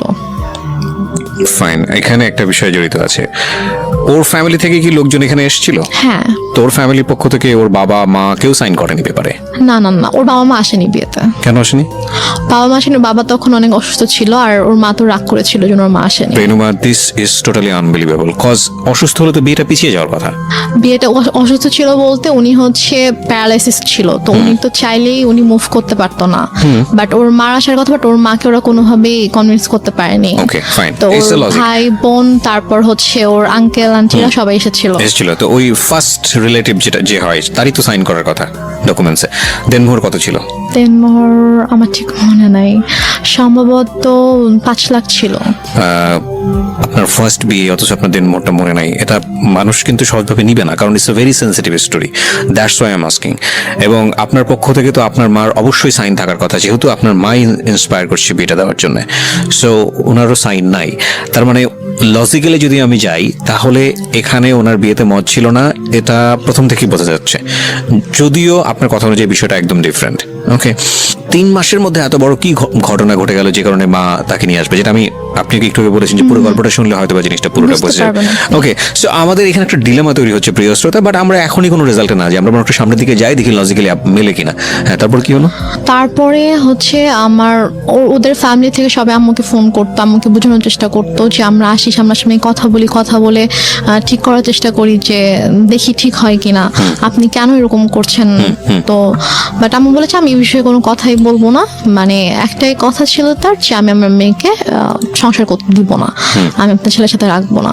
ওকে, তো এদিকে আমার মানে আমার সাথেও কথা বলতে দিত না, লাইক আমার ফোন আম্মু আমার থেকে নিয়ে নিয়েছিল, আমার ফোন আমার কাছে রাখতে দিত না। আমার হাজবেন্ড ফোন করতো আম্মুর ফোনে, ফোন করলে আমাকে কখনো দিত কখনো দিত না। তো আমি অনেক কান্না করতাম, আমার মন অনেক খারাপ থাকতো যে আমি ওখানে যেতে চাই। আমি আম্মুকে অনেক ইভেন আমি আম্মুর মানে পায়ে ধরেও কান্না করেছি, আম্মু তুমি কেন এরকম করছো আমাকে বলো। মানে সে আমাকে কোনো মানে কারণও বলতো না যে কেন সেরকম করছে। আমি বলছি আম্মু তুমি তো আমাকে বিয়ে দিয়েছো, এখন যখন আমি একটা জায়গায় গিয়েছি, আমার বিয়ে হয়েছে, আমি আমার হাজবেন্ডকে অনেক ভালোবাসি, আমি ওর ফ্যামিলির সাথে অনেক ভালোভাবে মিশে গিয়েছি, তো এখন কেন তুমি সবাইকে এরকম কষ্ট দিচ্ছ, আমাকে কেন তুমি কষ্ট দিচ্ছ আম্মু। যাই হোক, তারপরে গিয়ে আম্মু যেটা করলো যে ওদের সাথে অনেক কথাবার্তা যখন হলো, ও অনেক বার রিকোয়েস্ট করলো, তো বলো ঠিক আছে তুমি সিরাজগঞ্জ আসো, এসে ওর সঙ্গে দেখা করে যাও। ওকে, তো দেন আমার হাজব্যান্ড অলমোস্ট 4 মাস পরে আমাদের বাসায় আসে, সিরাজগঞ্জে আসে। তো এসে সে আমার সঙ্গে দেখা করে, তো তখন আম্মুর সাথে কথা বলে। ও আর আমি দুজনে আম্মুর কাছে গিয়ে আম্মুর পায়ের কাছে বসে আম্মুকে বলি যে ও বলে যে আম্মু আপনি কেন এরকম করতেছেন বলেন, আপনি মানে আমি কি কোনো দোষ করেছি অথবা আমার কোনো ভুল হয়েছে যে আপনি কেন ওকে আমার থেকে দূরে রাখতেছেন, আপনি কেন এরকম করতেছেন। আর আম্মু বলে যে না আমি কোনো কথা শুনবো না, আমি তখন ভুল করছি, আমার বাচ্চা মেয়েকে বিয়ে দিছি, এখন আমি বুঝতেছি যে আমার ছোট একটা মেয়েকে এভাবে এত কম বয়সে বিয়ে দেওয়া উচিত হয়নি। এখন আমি চাই সে পড়াশোনা করবে, পড়াশোনা শেষ করবে, করে এস্টাবলিশড হবে, দেন সে চাইলে তার পছন্দ অনুযায়ী কাউকে বিয়ে করবে। কিন্তু আমি যেটা ভুল করেছি আমার সেই ভুলটা শুধরাতে হবে। সে ওর সাথে সায়দার সাথে অনেক রুড বিহেভ করে। আপনি কি করেন ওই সময়টাতে? আমি জাস্ট তখন আমি ওকে নিয়ে আমার রুমে চলে আসি, এসে বলি যে তুমি এখান থেকে চলে যাও, এভাবে অপমানিত হওয়ার কোনো মানে হয় না, তুমি চলে যাও, তোমার আশা লাগবে, আমি যদি আম্মুকে বুঝাতে পারি আমি চলে আসবো। আপনাদের আর কোনো আত্মীয়স্বজন ছিল না আশেপাশে যারা আপনাদেরকে বিয়ে দিয়েছে, তারা কোনো স্টেপ নিচ্ছিল না? কেউ তো কিছু জানতো না। আর আপুর সাথে তো আমার টোটালি কথাবার্তা ওরকম কথা হতো না, কারণ আপুকে আম্মু বলেছিল যে আম্মু আমাকে বিয়ে দেয়নি, আমি নিজের ইচ্ছে বিয়ে করেছি, বা আমি পালিয়ে গিয়েছিলাম, সেখান থেকে আম্মু আমাকে নিয়ে এসে আমাকে বিয়ে দিয়েছে। ওকে, ওই জন্য আপু রাগ করে আমার সাথে কথা বলতো না আর কি। আর আমি যে তারপরে যে আমি কারো কাছে হেল্প চাইবো অথবা ফোন করবো, ওয়েট আমার ছিল না। আমি যে কোথাও একা একা বাসা থেকে বের হয়ে আমি যে কারো কাছে একটা যাবো, গিয়ে যে আমি খুলে বলবো ঘটনা, অথবা আমি যে বাসা থেকে পালিয়ে চলে যাবো ঢাকায়, ওইরকম তখন হয়তো আমি অনেক ছোট ছিলাম, ওরকম কোনো সাহস আমার ছিল না, অথবা আমি যে যাবো এরকম কোনো একটা সিচুয়েশন ছিল না। কারণ ফাইন, আমরা এই পার্টটাতে কিছু জিনিসের সমাধান পাচ্ছি না, cause it's one kind of mystery. আরেকটা বিষয় সেটা হলো যে ছেলে তো ম্যাচিউর ছিল, তো ছেলে যদি ম্যাচিউর থাকে তাহলে ছেলের একটা, এবং মেয়েরও দেখলাম যে ওখানে মানে আমাদের রেহনুমারও একটা ইচ্ছা ছিল, মানে শাহেদ ম্যাচিউর, রেহনুমার ম্যাচিউর, বয়স যে নেওয়ার জন্য ট্রাই করছে আমাকে। তো তখন আম্মু ওকে একটা শর্ত দেয়, আমার হাজব্যান্ডকে একটা শর্ত দেয়, এবং আমার আম্মু জানে যে এই শর্তটা কখনোই ও মানবে না। শর্তটা ছিল হচ্ছে যে ও বলে যে তুমি যদি রেনুমাকে নিয়ে থাকতে চাও তাহলে তোমাকে আলাদা থাকতে হবে। আলাদা থাকতে হবে তোমার ফ্যামিলি থেকে? হ্যাঁ, আচ্ছা, তোমার ফ্যামিলি থেকে আলাদা থাকতে হবে, তুমি ওকে নিয়ে তুমি আলাদা একটা বাসা নিবা, তুমি তোমার আব্বু আম্মু তোমার ফ্যামিলির সাথে থাকবা না, এবং তোমার আব্বু আম্মু কখনো তোমার বাসায় আসবে না। আমি বলছি যে এটা কেমন কথা। তো বলে যে আপনি যদি ওকে নাও দেন তারপর আমি কখনো বাবা মাকে ছেড়ে আমি আলাদা বাসায় যাবো না, কারণ আমার বাবা মা আমার কাছে অবশ্যই আগে। আর প্লাস ঠিক আছে আপনি তো ওকে এখন আটকাচ্ছেন এটা বলে যে হ্যাঁ ওর তো এখন বয়স হয়নি, ওর ছোট, আপনি মামলা করতে পারবেন, বাট ও যখন ম্যাচিওর হবে, ওর যখন বয়স হবে তখন তোকে আপনি আটকাতে পারবেন না। এবং আমি জানি যে আমি যেরকম ওকে ভালোবাসি ও আমাকে ভালোবাসে, এবং আশা করি যে ইনশাল্লাহ যখন সময় হবে তখন আমি আমার ওয়াইফকে আপনার থেকে নিয়ে আসবো, বাট আমি আমার বাবা মাকে ছেড়ে থাকতে পারবো না, এটা আমি করতে পারবো না। ওকে। তারপর যেটা হয় যে ওর সাথে আমার তো কাছে তো ফোন ছিল না, ওর সাথে যোগাযোগের একমাত্র ওয়ে ছিল আম্মুর ফোন। তো আম্মুর কাছ থেকে ফোনটা নিয়ে ওকে ফোন করার জন্য অনেক রিকোয়েস্ট করতে হতো, অনেকবার ফোন দেওয়ার পরে হয়তো আম্মু আমাকে ফোন দিত। তো এইভাবে আর কি যোগাযোগ ছিল। তো এক পর্যায়ে যেটা হয় যে ও মাসে হয়তো একবার আসতো, দুবার আসতো, এসে আমার সাথে দেখা করে জাস্ট চলে যেত ঢাকায়। তারপর আম্মু একবার হচ্ছে ওই ঈদের সময় ওর আপু আম্মু সবাই ফোন করে যে ওকে একটু পাঠান, আমরা সবাই একসাথে গ্রামের বাড়িতে গিয়ে ঈদ করবো, তো ও না থাকলে কেমন হবে, ওকে একটু পাঠান। তো আম্মু কোনোভাবে পাঠাতে চায় না, বাট ওরা যখন সবাই ফোন দিয়ে অনেক রিকোয়েস্ট করে, তো তারপরে গিয়ে আম্মু বলে ঠিক আছে ওকে নিয়ে যাও। তো তারপর আমি যাই, তো ওদের সাথে একটা ঈদ করেছিলাম। তো ঈদ করে ঈদের 2 দিন পরে আর কি আমি আবার চলে আসি। তো আসার পরে তো এভাবে আর কি চলছিল, ওর সাথে মাঝে মাঝে কথা হতো। তারপর ও মাসে অথবা অনেক সময় 1 মাস 2 মাস পরে আসতো, এসে দেখা করে যেত, বাট আমাকে যেতে দিত না আম্মু। তো এদিকে আমার পরীক্ষা চলে আসছে, মানে এটা হচ্ছে 2011-তে আমার পরীক্ষা ছিল, এসএসসি পরীক্ষা ছিল। তো তারপর আমি কোনো রকমে স্কুলে যেতাম না, আমি জাস্ট বাসায় পড়তাম, পড়ে পরীক্ষা দিলাম। তো এরপরে যেটা হয়, হঠাৎ করে আম্মু টোটালি যোগাযোগ বন্ধ করে দেয়। ওকে বলে যে তুমি আর আসবা না ওর সাথে দেখা করতে। তো বলে যে হঠাৎ করে কেন, বুঝতে যে আসবা না, তুমি আর এসো না, আসলে তুমি যদি আসো এখানে অনেক বড় সিন ক্রিয়েট হবে, আমি পুলিশ ডাকবো, তুমি আসবা না। এটা আপনার মা বলে? হ্যাঁ, এটা আমার মা শাহেদকে বলে। তো ও যেটা করে, ও আসে না, কারণ ওদের সবচেয়ে বড় ভয়টা ছিল যে মান সম্মানের ভয়, যে যাবো পুলিশ ডাকবে, মান সম্মান নষ্ট হয়ে মানুষ জানতে পারবে, যে এটা তো খুবই বাজে একটা ব্যাপার হবে আসলে। তো ও আর আসে না, আম্মুকে ফোন দিত, আম্মু আমাকে ফোন দিত না। তো ওর সাথে অলমোস্ট হচ্ছে আমার প্রায় 7-8 মাসের মতো টোটালি কোনো কথা হয় না, মানে একদমই কথা হয় না। ও আসেও না, ওর সাথে আমার কোনো কথা হয় না। তো তারপর গিয়ে আমার আপু হচ্ছে দেশে আসে 2012 সালের মেবি আগস্টের দিকে আমার আপু দেশে আসে। তো আপু আসার হচ্ছে 2-3 মাস আগে আবার আমার সাথে সাথে কথা হয়।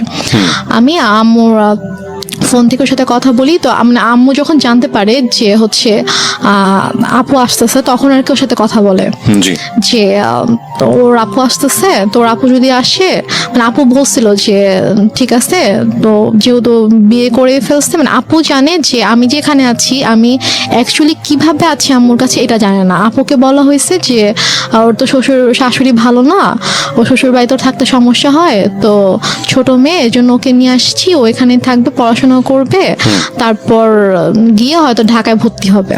আচ্ছা, এটা বলছে যে তা তখন যাবে, এখন তো ছোট অনেক। তা আপু জানে এটা, আপু মোটামুটি তখন নর্মাল হয়েছে, আমার সাথে মোটামুটি একটু কথা বলে। তো তারপর আর কি আপু যখন আসে, তা আপু আসার আগে আবার ওর সাথে সে নর্মাল হয়ে যায়, কারণ আপুকে তো দেখাইতে হবে। মানে তার প্ল্যানিংটা ছিল আসলে অন্যরকম, সেটা আমি বললে বুঝতে পারবেন। তো সে যেটা করে, সে শাহেদের সাথে কথা বলে যে বাবা যাই হয়েছে তুমি আসো, তুমি সিরাজগঞ্জে আসো।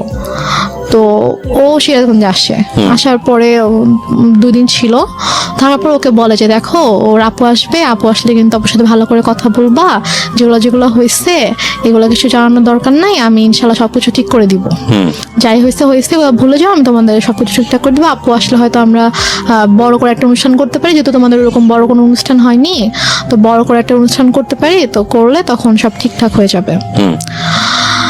তো এটা বলে, তো বলার পরে আপু যখন আগস্টে আসে, আপু মানে যেদিন আপু ঢাকায় আসে, আসার পরে হচ্ছে আপু শ্বশুরবাড়ি ঢাকাতে। তো 2 দিন পরে আপু যখন আমাদের সিরাজগঞ্জে যখন আসবে, তো ওই দিন হচ্ছে শাহেদেরও আসার কথা। তো শাহেদ বলছে যে আম্মুকে ফোন দিয়ে বলছে যে আম্মু আমার একটা কাজ পড়ে গেছে, মানে ওদের হচ্ছে একটা প্রিন্টিং প্রেস ছিল, তো ওই প্রেসে হচ্ছে যে ওদের একটা অর্ডার ছিল, অনেক বড় একটা অর্ডার ছিল, তো ওটা হচ্ছে কমপ্লিট হয়নি। এখন ও যদি ওখান থেকে চলে আসে, তাহলে দেখা যাবে যে ওই কাজটা হবে না, তো অনেক বড় লস হয়ে যাবে। তো বলছে যে আম্মু আমার তো কাজ শেষ হতে তো সন্ধ্যা হয়ে যাবে, তো ওর যে ভোরবেলা রওনা দেওয়ার কথা। তো আমি রাতে আসি, সন্ধ্যাবেলা কাজটা শেষ করে আমি হয়তো 8টার দিকে রওনা দিলাম, দিয়ে আমি রাতের মধ্যে চলে আসবো।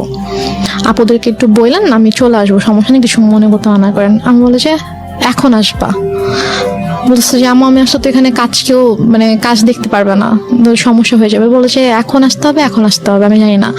আমার বড় মেয়ে 12টার মধ্যে চলে আসবে, মানে এটা সকাল 10টার দিকের কথা আর কি। তুমি এখন রওনা দাও, তুমি চলে আসো, তোমার তো 3-4 ঘন্টার বেশি লাগবে না, তুমি চলে আসো, সমস্যা নেই। ও বলছে যে আম্মু আমার পক্ষে এখন আসা সম্ভব না, আমি আসলে আমার কাছে দেখার কেউ নাই। তো এটা নিয়ে অনেক তর্কাতর্কি হয়। তো হওয়ার পরে লাস্টে গিয়ে আম্মু ওকে বলে যে তোকে আমি এখন বলছি তুই এখন আসবি।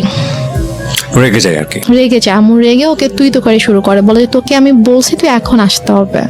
এবং ওর ওর এটা নিয়ে খুব মানে ইয়া হয়, ওর ইগোতে লাগে। ইগোতে লাগে যে তোমার শাশুড়িকে আমাকে তুই করে কথা বলবে। তো বলে যে আম্মু আমি যাব না।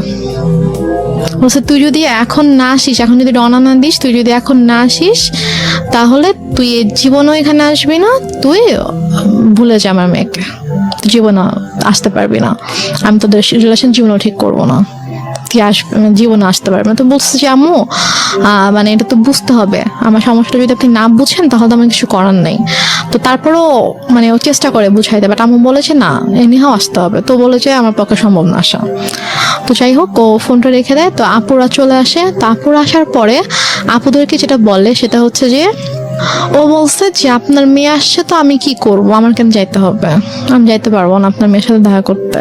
আপনার বড় মেয়েকে বললেন তার যদি আমার সাথে দেখা করতে হয় সেজন্য আমার বাসায় এসে আমার সঙ্গে দেখা করে, বাট এটা কিন্তু ও বলেইনি। তারপরে গিয়ে বলে যে আপু আপু তো এটা শুনে খুব হার্ট হয় যে কেন এটা বলবে, ও আমাদের ছোট, ওকে আমরা নিজেরা ডাকলাম যে হ্যাঁ আম্মু ওকে আসতে বললো, আমরা ওর সাথে দেখা হয়নি, ওর সাথে দেখা করব, তো ওর ফ্যামিলির সাথেও দেখা করব, তো ও কেন এভাবে রিয়াক্ট করছে। তো তারপরে গিয়ে বলে যে হ্যাঁ তোমাকে তো বলছিলামই ছেলে ভালো না, ছেলের মা ভালো না, ছেলে এরকমই, দেখছো কিরকম বেয়াদব। মানে আম্মু এটা করছে হচ্ছে সম্পূর্ণ ইচ্ছাকৃতভাবে। ফার্স্টে ওকে ওকে ঠিকঠাক করছে, ওর সাথে সম্পর্কটা ঠিক করছে, ঠিক করে ও আসছে। তারপর যেদিন আসবে মানে আসলে আপুর সাথে দেখা হলে তো সবকিছু নর্মাল হয়ে যেত, এবং হয়তো আপুর সাথে সম্পর্কটা যদি নর্মাল হয়ে যেত তখন যদি আমি শ্বশুরবাড়িতে চলে যেতাম তখন হয়তো আপুকে ডিটেল ঘটনাটা বলতে পারতাম যে আসলে ব্যাপারগুলো কিন্তু এতদিন এভাবে ঘটেছে। আম্মু আসলে এটা চাইনি যে আমাদের সম্পর্কটা স্বাভাবিক হোক এবং আপুর সাথে ওর সম্পর্কটা স্বাভাবিক হোক। ওকে। তো ইচ্ছাকৃতভাবে আম্মু এরকম সিনক্রেটটা করেছে। তো আপু ভাইয়া তো অনেক রেগে গেল।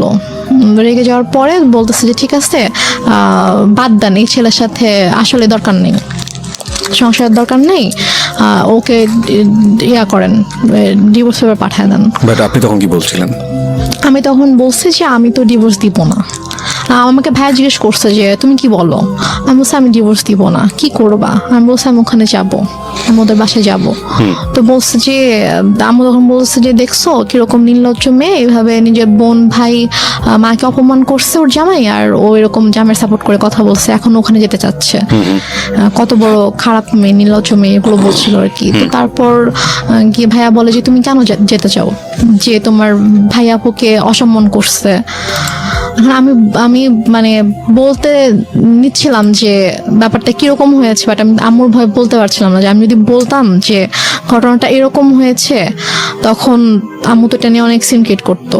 তো দেন আর রাতের বেলা আপু বলছে যে আমি ভাবছি যে রাতের বেলা যখন ঘুমাতে যাবো, আম্মু যখন ঘুমিয়ে যাবে তখন আমি আপুকে গিয়ে বলবো যে আপু ঘটনাগুলো কিন্তু এরকম এরকম হয়েছে, তুমি ওকে ভুল বুঝো না, তুমি ব্যাপারটা প্লিজ সলভ করো, আমি এটা বলতে চেয়েছি। তো তারপর রাতে যখন আপুকে বলেছি আপু আমি তোমার সাথে ঘুমাবো, বলছে আচ্ছা ঠিক আছে।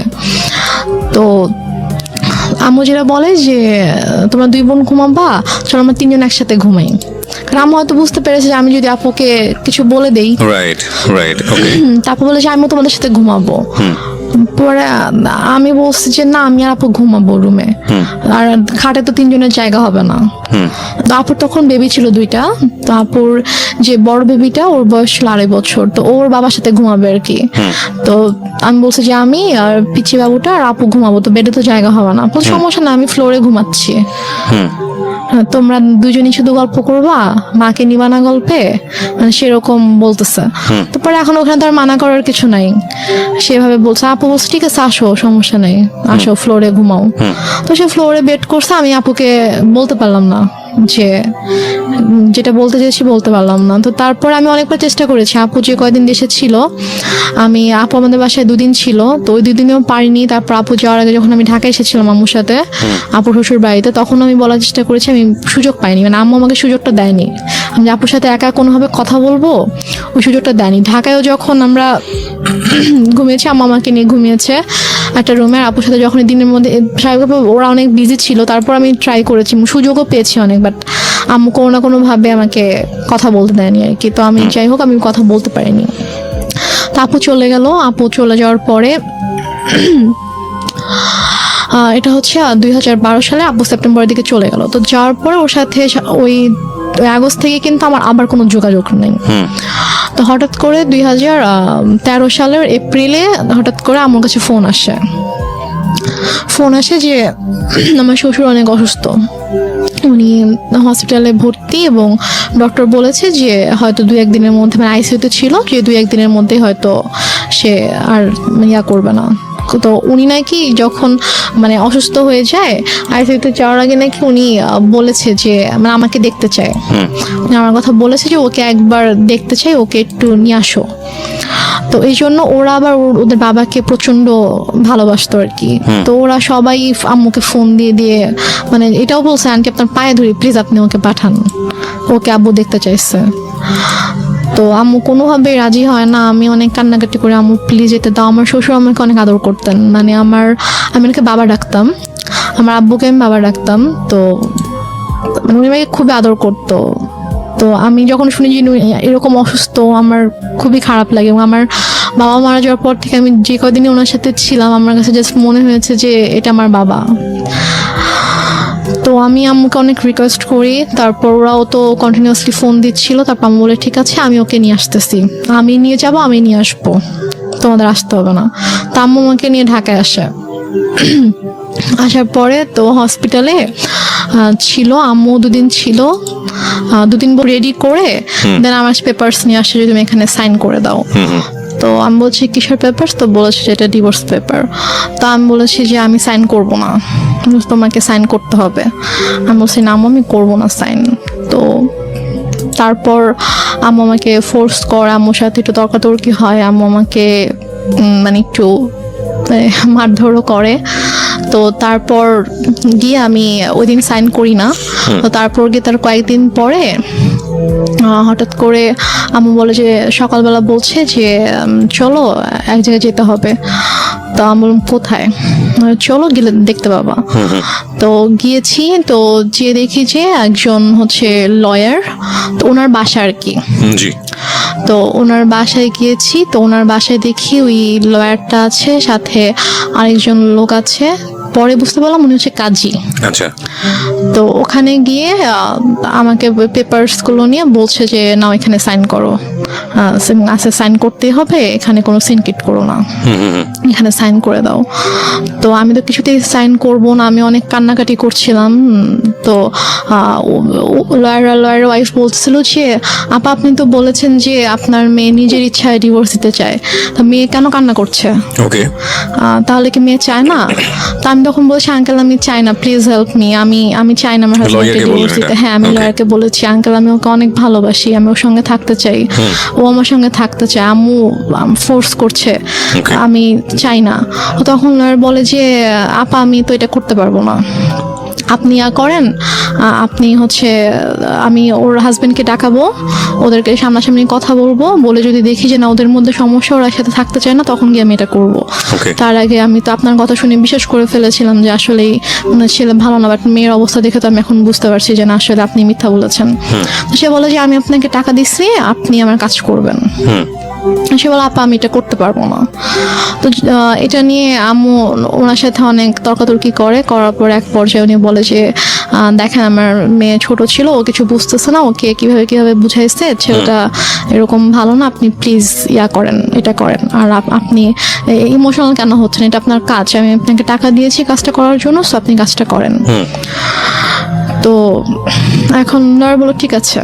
তো তারপর আমাকে অনেক বুঝাইলো যে দেখো যেহেতু এখন যাচ্ছে না, এখন কি করবা? তো লয়ার ওয়াইফ এসে আমাকে বলতেছে যে এখন মার কথা শুনতে হয়, মা যেহেতু বলছে, মা তো তোমার ভালোর জন্যই কিছু বলতেছে, মা তো তোমার খারাপ চাইবে না, তুমি হয়তো বুঝতে পারছো না, তুমি ছোট মানুষ, বাট তোমার আম্মু তো বুঝবে, সো থাক এরকম করো না, তুমি করো, সাইন করে দাও।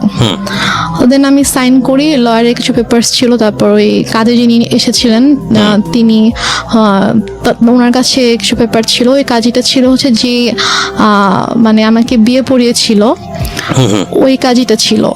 তো দেন উনি আমাকে বলতেছিল যে উনি আম্মুকে বলছিল যে আমি তো বিয়ে পড়িয়েছিলাম, হ্যাঁ, তো এর মাঝে এমন মানে কি সমস্যা হয়ে গেল, আবার আমি কিছু বুঝতে পারছি না, আবার এখন ও এইভাবে কান্না করছে, মানে আমি তো আসলে কিছুই বুঝতে পারছি না। তা আম্মু ওনাকে একটা ধমক দিয়ে বলছে, আপনাকে তাতে কিছু বুঝতে হবে না, আপনাকে আমি পে করে আনছি, আপনার যেটা কাজ আপনি কাজ শেষ করে এখান থেকে চলে যান, এটা আমার পার্সোনাল ম্যাটার। তো তারপর যাই হোক ওখানে আমি এক পর্যায়ে আমি সিগনেচার করে দিই, করে আমি আমরা বাসায় চলে আসি।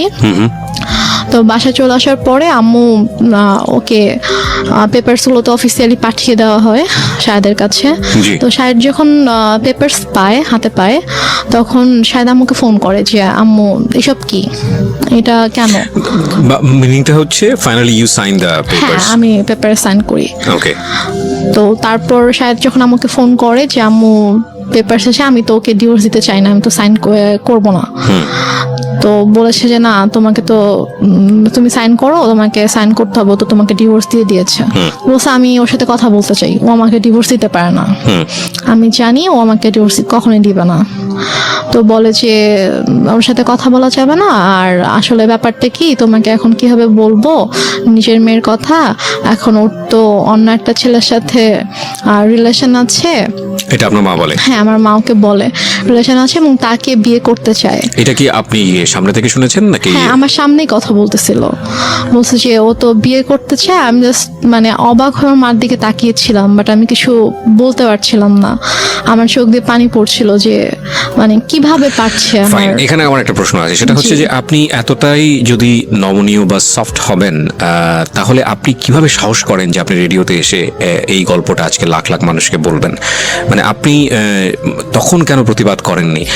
আপনার প্রতিবাদের যেই মানে বলতে পারি আমরা যে যেই স্পিডটা আমরা এখন দেখতে পাচ্ছি, লাখ লাখ মানুষকে জানিয়ে দেবার নিজের পরিবারের গল্প, সেখানে ওখানে একটু সামান্য সাহস করলেই তো হতো, একটু লাউডলি চিল্লালেই তো বুঝতে পারতো পাশ থেকে শাহেদ যে না আমার স্ত্রী আমার পক্ষে আছে।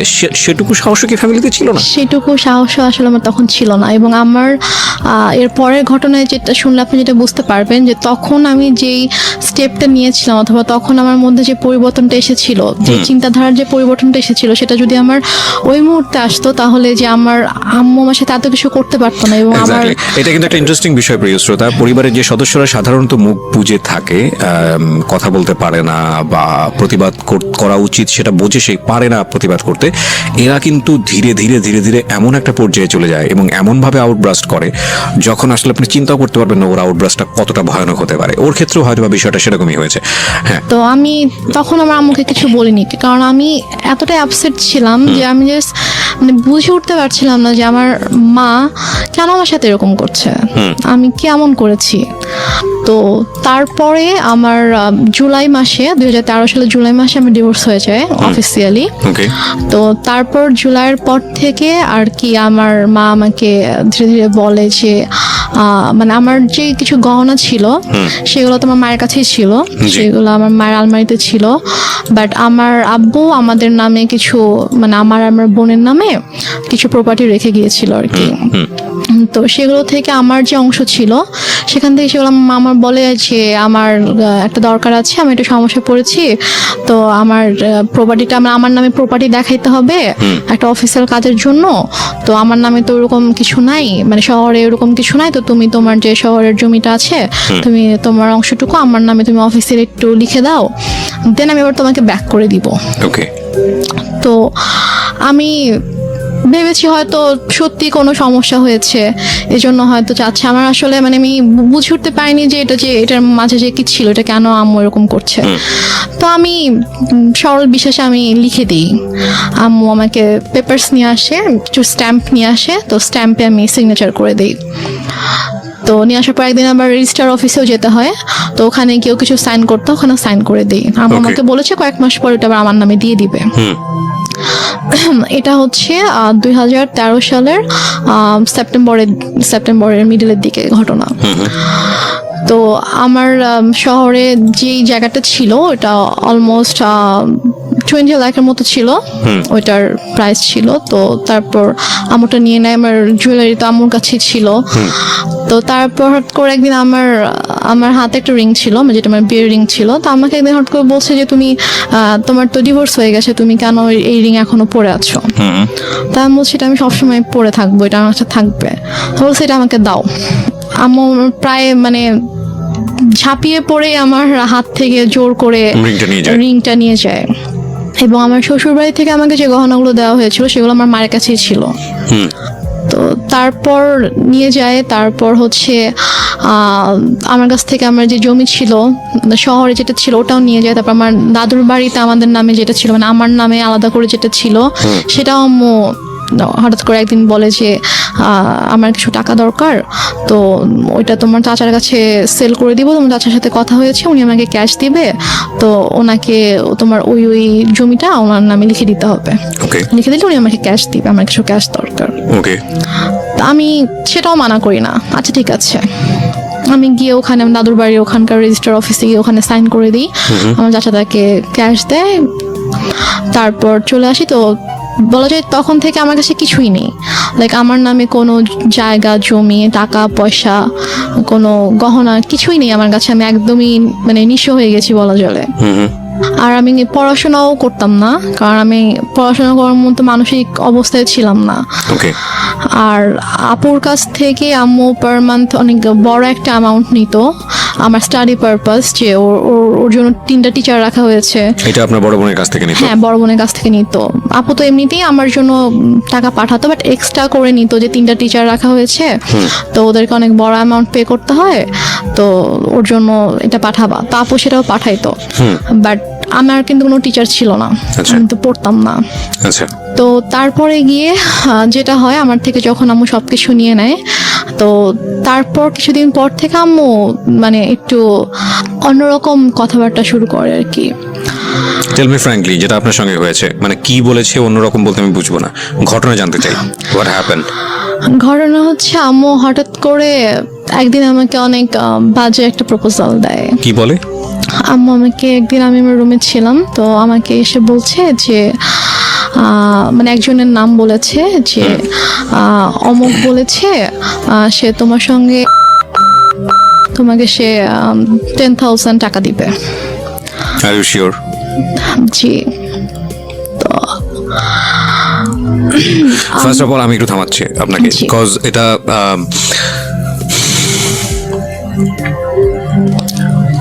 এই লাইনগুলো আমি রেডিওতে প্রচার করিনি, আমি এখানে অনেক কিছু মিউট করে দিয়েছি, বিকজ আমি জানি আমার শ্রোতারা যেটা বোঝার দরকার বুঝে নিয়েছে এবং আমিও বুঝে নিয়েছি। কিন্তু আমার এখানে অনেক বড় কথা আছে এই কারণেই যে মা তো মাই। আমি বললাম তো আপনাকে, শেষ পর্যন্ত সে যাই করুক না কেন সে আমাদের কাছে সম্মানেরই থাকবে, কিন্তু এটা আপনার জীবনে ঘটেছে, সে কারণেই এটা জীবন গল্প। আমি আপনাকে আবারও সতর্ক করছি রেনুমা, এই গল্পটা রেডিওতে এখন মানুষ শুনছে এবং আমাদের ইউটিউবে সারাটা জীবন এটা থেকে যাবে। হ্যাঁ, সো ইফ ইউ হ্যাভ, মানে আপনার এখনো চান্স আছে, আপনি যদি মনে করেন যে না আপনি যেটা বলেছেন সেটা আপনি উইথড্র করবেন, ইউ ক্যান উইথড্র দিস। হ্যাঁ, আমি দরকার হলে এই লাইন সবগুলো বাদ দিয়ে দিব, রেডিওতে প্রচার করবো না। হ্যাঁ, যেভাবে এটা হয়েছে বা যা হয়েছে, যদি আপনি মিথ্যা বলে থাকেন, কারণ মা কিন্তু মাই। এবং একটা বড় জিনিস কি আমি বলি, সৃষ্টিকর্তা পৃথিবীতে আমাদেরকে সর্বশ্রেষ্ঠ যে উপহারটা দিয়েছেন সেটা হচ্ছে মা। হ্যাঁ, এবং পৃথিবীর একটা কথা আছে না, খুনি যদি সন্তান যদি খুন করে পৃথিবীর কোথাও জায়গা নেই, কিন্তু মায়ের আঁচলের নিচে এসে জায়গা পায়। এমন আমি বলছি না যে খুন করে মায়ের আঁচলের নিচে জায়গা পায় মানে হচ্ছে মা খুব ভালো বা এরকম কোনো কিছু না, মানে আমি বলতে চাচ্ছি যে এত কোথাও যদি জায়গা না থাকে তাহলে এরকম একটা জায়গা আছে। এবং মায়ের ব্যাপারে আমাদের ধর্ম, ইসলাম ধর্ম যেটা বলে, সর্বোচ্চ রকম সহনশীল হতে বলেছে। এবং বাবা মায়ের সেবা দানের জায়গাটাতে এমন বলা হয়েছে যে যখন তারা বৃদ্ধ হয় তখন তাদের কেমনভাবে লালন পালন করো, যেভাবে তোমাদেরকে ছোটবেলায় লালন পালন করা হয়েছে, এবং শব্দটি পর্যন্ত উচ্চারণ করো না, এইরকম প্রায়োরিটি দেওয়া হয়েছে। তো এবং আরও আপনি যদি নিজে খোঁজ করেন আপনি নিজেই দেখতে পারবেন। আমি একজন ধর্মীয় বেত্তা নই, আমি যতটুকু জানি ততটুকু আপনার সঙ্গে শেয়ার করলাম। তো এটা তো ধর্মীয় দিক, আপনি ধর্মীয় দিকের বাইরেও যদি আসেন, সামাজিকভাবেও যদি আসেন, পারিবারিকভাবেও আসেন, একটা মা সমাজের জন্য, পরিবারের জন্য কত বড় ভূমিকা রাখে এটা বলার অপেক্ষা রাখে না, সেটা সারা দুনিয়াব্যাপী সমান। But your case is truly exceptional যদি সেটা হয়ে থাকে। সো আমি আপনাকে আরেকবার সুযোগ দিচ্ছি যে আপনি যেটা বলছেন চাইলে আপনি সেটা উইথড্র করতে পারেন। আমি সেটা উইথড্র করবো না, কারণ এটা আমার সাথে ঘটেছে। আমার নিজের মা যে আমাকে জন্ম দিয়েছে সে আমার সাথে এরকম করেছে। ওকে, তারপর কি হলো? তারপর আমার মা আমাকে এভাবে বলার পরে আমি এতদিন সব কিছু সহ্য করেছি। আমি হয়তো টুকটাক তর্ক করেছি, ঝগড়া করেছি, বাট ওরকম এক্সট্রিম লেভেলের আমি কখনো কিছু করিনি, আমি চুপই থেকেছি। বাট আমাকে যেদিন থেকে এই কথাটা বললো তখন থেকে আমি আর কি টোটালি আমি বুঝে যাই না এই মানুষটা কখনো আমার ভালো চায়নি। সো আপনার লেখাপড়া কি ওই সময়টাতে স্টপ ছিল? আমার লেখাপড়া তো স্টপই ছিল, কারণ আগে আমি মেন্টালি ডিপ্রেস ছিলাম, আমি পড়তে পারতাম না, আমি পড়তাম না। তারপর বাসায় কোনো টিচারও ছিল না। যে লোকটার নাম বলা হয়েছে সে লোকটাকে কি আপনি চিনতেন? হ্যাঁ, লোকটাকে আমি চিনতাম। ওনার কি আসা যাওয়া ছিল আপনার বাড়িতে? না, আমাদের বাসায় আসা যাওয়া ছিল না, কিন্তু উনি হচ্ছে আমাদের আমাদের যে এলাকাটায় আমরা ছিলাম ওই এলাকারই ছিল উনি। উনি কি প্রভাবশালী লোক ছিল? মোটামুটি। ওকে, আচ্ছা তারপর? তারপরে আমার মা, আমি জাস্ট স্ট্রেট বলে দেই যে আমার পক্ষে এটা সম্ভব না। তখন আমাকে বলে যে তোমার কি আরো বেশি টাকা লাগবে? তো আমি বলি যে না, আমার টাকা লাগবে না, বাট আমি এই ধরনের কোনো কিছু করব না। সো প্লিজ তুমি কখনো এই ধরনের কথা আমাকে অভাব তো বলবা ছিল না আপনাদের ফ্যামিলিতে? না, আমার ফ্যামিলিতে কখনো মানে আর্নিং সোর্সের দিক থেকেও তো কোনো সমস্যা ছিল না। না? আর্নিং সোর্সে কোনো প্রবলেম ছিল না, আমাদের যে টাকা পয়সার কোনো সমস্যা থাকা সেটাও ছিল না। আর আমার টোটাল খরচটা আপু বেয়ার করতো। আম্মুর জন্য একটা বড় একটা অ্যামাউন্ট পাঠাতো। মানে তো আমাদের তখনও টাকা কি পয়সার আপনি কোনো আপনার সমস্যা ছিল আপনার না। ফ্যামিলিতে অভিভাবক বলতে আপনার মার পরে তো আপনার আপু ছিলই, তখনও বিষয়গুলো আপনি কেন আপুকে জানাচ্ছিলেন না? আপুর সাথে আমার কমিউনিকেট করার কোনো ওয়ে রাস্তাটাই ছিল না, মানে একদম গৃহবন্দী থাকতেন। টোটালি ইভেন কি মানে আমি হচ্ছে ঢাকা থেকে সেরকম যখন চলে আসলাম একেবারে, তার কয়েক মাস পর আমাদের বাসায় তিনটে লাইনটা ক্লোজ করে দেওয়া হয়, Okay. লাইনটা অফ করে দেওয়া হয়। আর আম্মুর ফোনটা সব আম্মুর কাছে থাকতো, আর আমার তো ফোন ছিল না। আর আমাকে তো বাসা থেকে বেরোতে দিত না, কোথাও যেতে দিত না। কোথাও গেলে সেটা আম্মুর সাথেই। বাসায় কেউ আসলে মানে কোনো গেস্ট যদি আসতো বাসায়, তো তার সামনে সবসময় আম্মুই আছে। আচ্ছা ঠিক আছে, তো তারপরে কি হয়? তো তারপরে আম্মু আমাকে কয়েকবার এই ব্যাপারটা নিয়ে বলে, ইভান আমাকে এভাবে বলে যে তোমার কি আরো বেশি টাকা লাগবে, লাগলে বলো, কোনো সমস্যা নেই। আমি ওনাকে বলছি, আমি বলি যে আম্মু প্লিজ, আমি তোমার অনেক কিছু সহ্য করেছি, তুমি যখন যেটা বলেছো আমি তোমাকে দিয়ে দিয়েছি। আমার গহনা তো তোমার কাছে ছিল, আমার প্রপার্টিগুলো আমি তোমাকে দিয়ে দিয়েছি। But তুমি আমাকে এটা করতে বলো না, আমার পক্ষে পসিবল না, আমি এটা করতে পারবো না। তখন থেকে আমার প্রতি প্রচন্ড খারাপভাবে মানসিক আর শারীরিক নির্যাতন শুরু হয়। কথায় কথায় আম্মু আমাকে মারতো। মানে তার কথায় একটা ছিল যে তোমাকে এটা করতে হবে, তুমি এটা করো।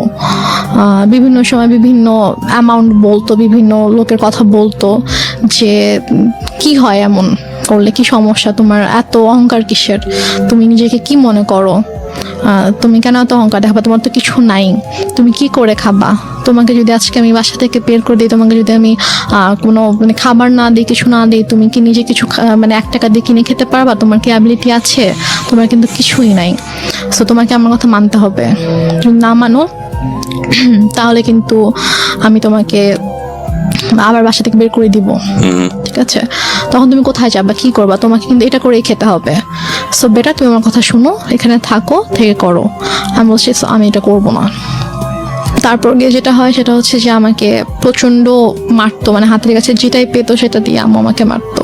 তারপর এমনও দিন গিয়েছে যে আমি মানে মারের ভয়ে আমি আমার রুমের দরজা আটকে দিয়ে আমি থাকতাম, রুম থেকে বের হতাম না। আম্মু রুমে এসে অনেক ধাক্কাধাক্কি করতো যে রুম খুল, কেন আটকায় রাখছিস। আমি ভয়। আচ্ছা, আপনাদের বাসাটা কেমন ছিল? আশেপাশে কি কোনো লোকজন ছিল না? আমাদের বাসাটা কিরকম ছিল, আমাদের বাসাটার হচ্ছে মানে বড় একটা জায়গা জুড়ে বাসাটা ছিল, এবং আমাদের বাসার পিছন দিকে জাস্ট একটা বিল্ডিং ছিল, আর ডানে বামে সামনে কোনো বাসা ছিল না। পুরোটাই আমাদের ফাঁকা? বাসাটাই ছিল, হ্যাঁ, পুরোটাই পুরোটাই ফাঁকা আচ্ছা, ছিল। আপনাদের বাসাটা কয়তলা? আমাদের বাসাটা একতলা। একতলা, টিন শেড?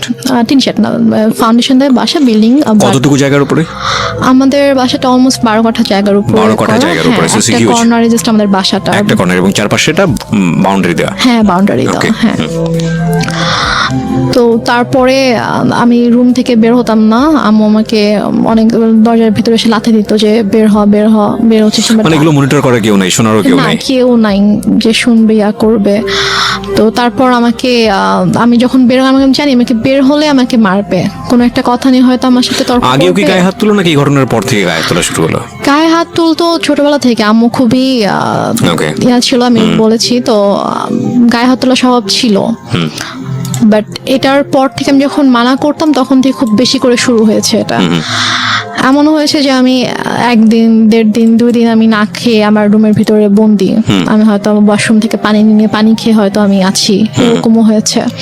তো এক পর্যায়ে এভাবে চলতে থাকে, এভাবে চলতে 2014 সালের ফেব্রুয়ারিতে আমার ভাইয়া একদিন ফোন করে। দুলাভাই জি, আমার দুলাভাই একদিন ফোন করে বলে যে আমি তো দেশে আসতেছি, তো আমি 7 দিনের জন্য দেশে আসবো, তো 2 দিন হয়তো আমি সিরাজগঞ্জে থাকবো, এটা বলে। তো তখন আর কি আমার আম্মু আমার জন্য টিচার রাখে, ফেব্রুয়ারিতেই টিচার রাখে, 2জন টিচার রাখে, একজন হচ্ছে ম্যাথের জন্য আর একজন ইংলিশের জন্য। তো টিচার রাখার পরে তোমার তো পড়াশোনার সময় অফ ছিল? আমার তো অফ ছিল, আমি টোটালি পড়াশোনা করতাম, বাট আমি কলেজে ভর্তি হয়েছিলাম। মানে আমি 14তে হচ্ছে আমার মানে 13তে আমার বেসিক্যালি এইচএসসি দেওয়ার কথা, বাট আমি দেইনি। তো ওইটা আবার 14তে রেজিস্ট্রেশন করানো হয় যে 14তে দিব, বাট তারপর আমার পড়াশোনা টোটালি স্টপ ছিল। তো ফেব্রুয়ারিতে আমার ম্যাথের বই টই আর নোটস টোটস যা কিছু লাগবে এগুলো সবকিছু আম্মু কিনে দেয়, কিন্তু 2জন টিচার রাখে, কারণ ভাইয়াকে তো শো করতে হবে যে সে আমাকে পড়াচ্ছে। তারপর ভাইয়া মার্চে আসার পরে, তো ভাইয়া ঢাকায় আসে 2 দিন পরে আমাদের বাসায় আসে, সিরাজগঞ্জে আসে। তো আসার পর আমি জাস্ট চান্সে ছিলাম যে আমি কখন একটু ভাইয়াকে একা পাবো, আমি কখন কথাগুলো ভাইয়াকে বলবো। তারপরে গিয়ে আমার মা হচ্ছে বাজারে যায়। ওই সময়টা আপনি শেয়ার করেন? হ্যাঁ, আমার ভাইয়া যেদিন আসে আমাদের বাসায়, তার পরের দিন সকালে আম্মু নাস্তা দিয়ে দেন, বলে যে তুমি ভাইয়াকে নাস্তা করো, আমি একটু বাজারে গিয়ে আমি একটু মাছ নিয়ে আসি। তো আম্মু যায়, যাওয়ার পরে এই ফাঁকে আমি ভাইয়াকে সবকিছু বলে দিই, মানে একদম আব্বু মারা যাওয়া থেকে শুরু করে আমার বিয়ে, ডিভোর্স, তারপরে পরের ঘটনাগুলো সবকিছু ভাইয়াকে বলি যে আমাকে এভাবে অত্যাচার করতো। তারপর আমার মা, ওই যে আমি বললাম 2006 সাল থেকে স্টিল আমি যখন 2014তে বাসা থেকে বের হয়ে আসি তার আগ পর্যন্ত আমার মায়ের যে আপত্তিকর ঘটনাগুলো সবকিছু আমি ভাইয়াকে জানাই। তো ভাইয়া তো শুনে খুবই শকড হয়ে যায় যে তুমি এতদিন কেন জানাও নি। তো আমি বলি যে আমি এরকম সিচুয়েশনে ছিলাম, জানাতে পারিনি। তো ভাইয়া তখন বলে ঠিক আছে, কোনো সমস্যা নেই, আমি ঢাকায় যাচ্ছি, আমি ঢাকা যাওয়ার পরে তুমি জাস্ট চুপ থাকো, তুমি মানে বুঝতে দিও না যে তো আমি জানি, নাহলে তোমাকে মেরে ফেলবে, তোমার ক্ষতি করবে, তুমি জাস্ট বুঝতে দিও না যে আমি সবকিছু তুমি আমাকে বলেছো। ও ভাইয়া আসার আগে আবার আম্মু আমাকে বলে যে যদি কিছু কোনোভাবে জানাস তাহলে কিন্তু তোর খবর আছে, মানে আমাকে হুমকি দেয় যে কিছু জানলেই কিন্তু তোর খবর আছে। তো তারপর তো আমি বলি। তো ভাইয়া ঢাকায় যাওয়ার পরে তো ভাইয়া কয়েকদিন পরে কানাডায় চলে যায়। তো যাওয়ার পরে আপুকে বলে ভাইয়া গিয়ে যে ওর সাথে এরকম করেছে আম্মা।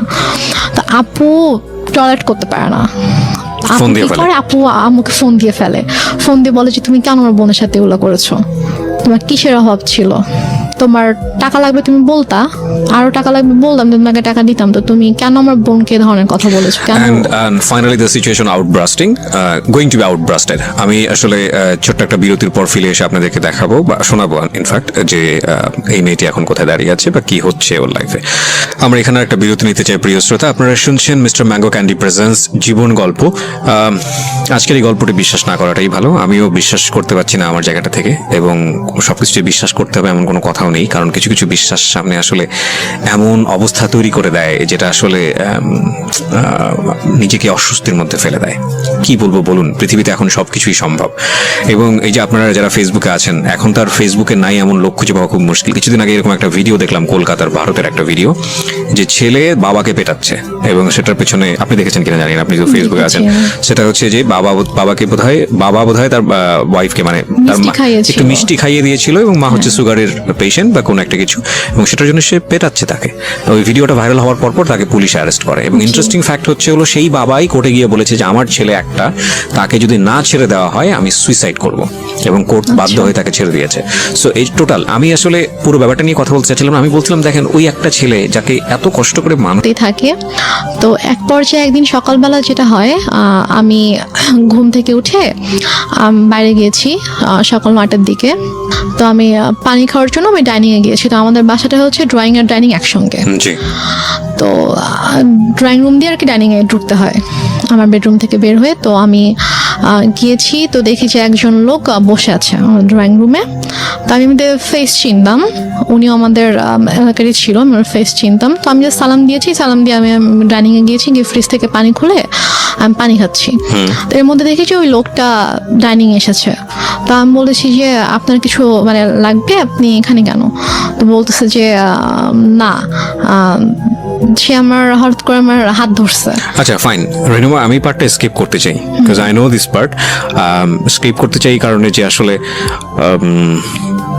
আমার মনে হয় এটা এনাফ। মানে তোমার সম্পর্কটা কেমন ছিল ফ্যামিলিতে এইটুকু বলার, এইটুকু যতটুকু হয়েছে এতক্ষণ ধরে বলা, এটা এনাফ। বাট থাক না, কিছু বিষয়ে আমরা নাই বা রিভিল করি।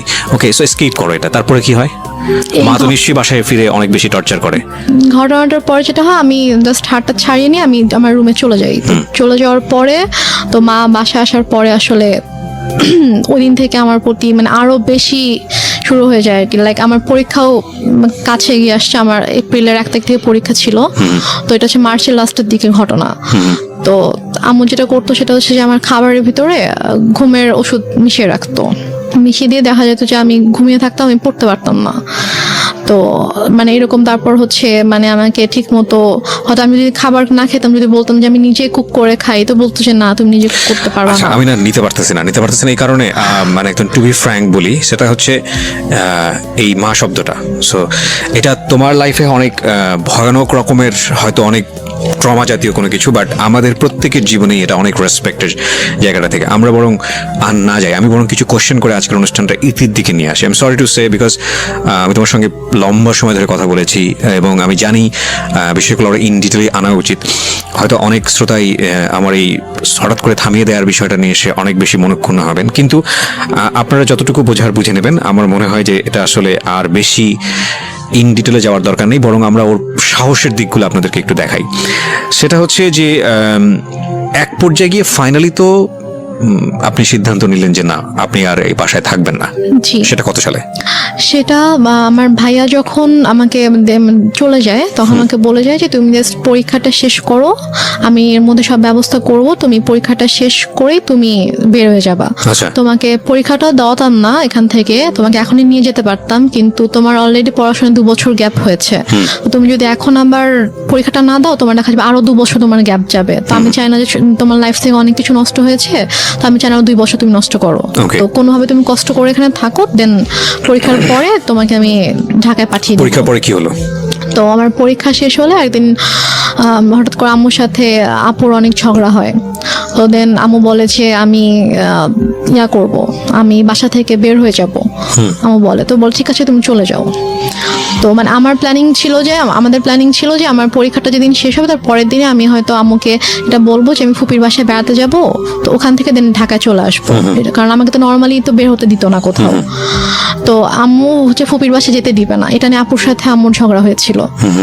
তো পর আম্মু বলেছে ঠিক আছে, তোমরা যেহেতু নিজেদের মতো করতে চাও, ঠিক আছে আমি আর তোমাদের সঙ্গে থাকবো না, আমি চলে যাচ্ছি। তো আমরা ঠিক আছে চলে যাও।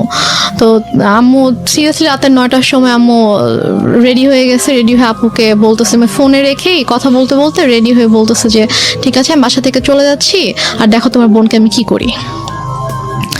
এটা বলে সে ইভেন তার ফোনটাও সে মানে আমার কাছে রেখে সে চলে যায়।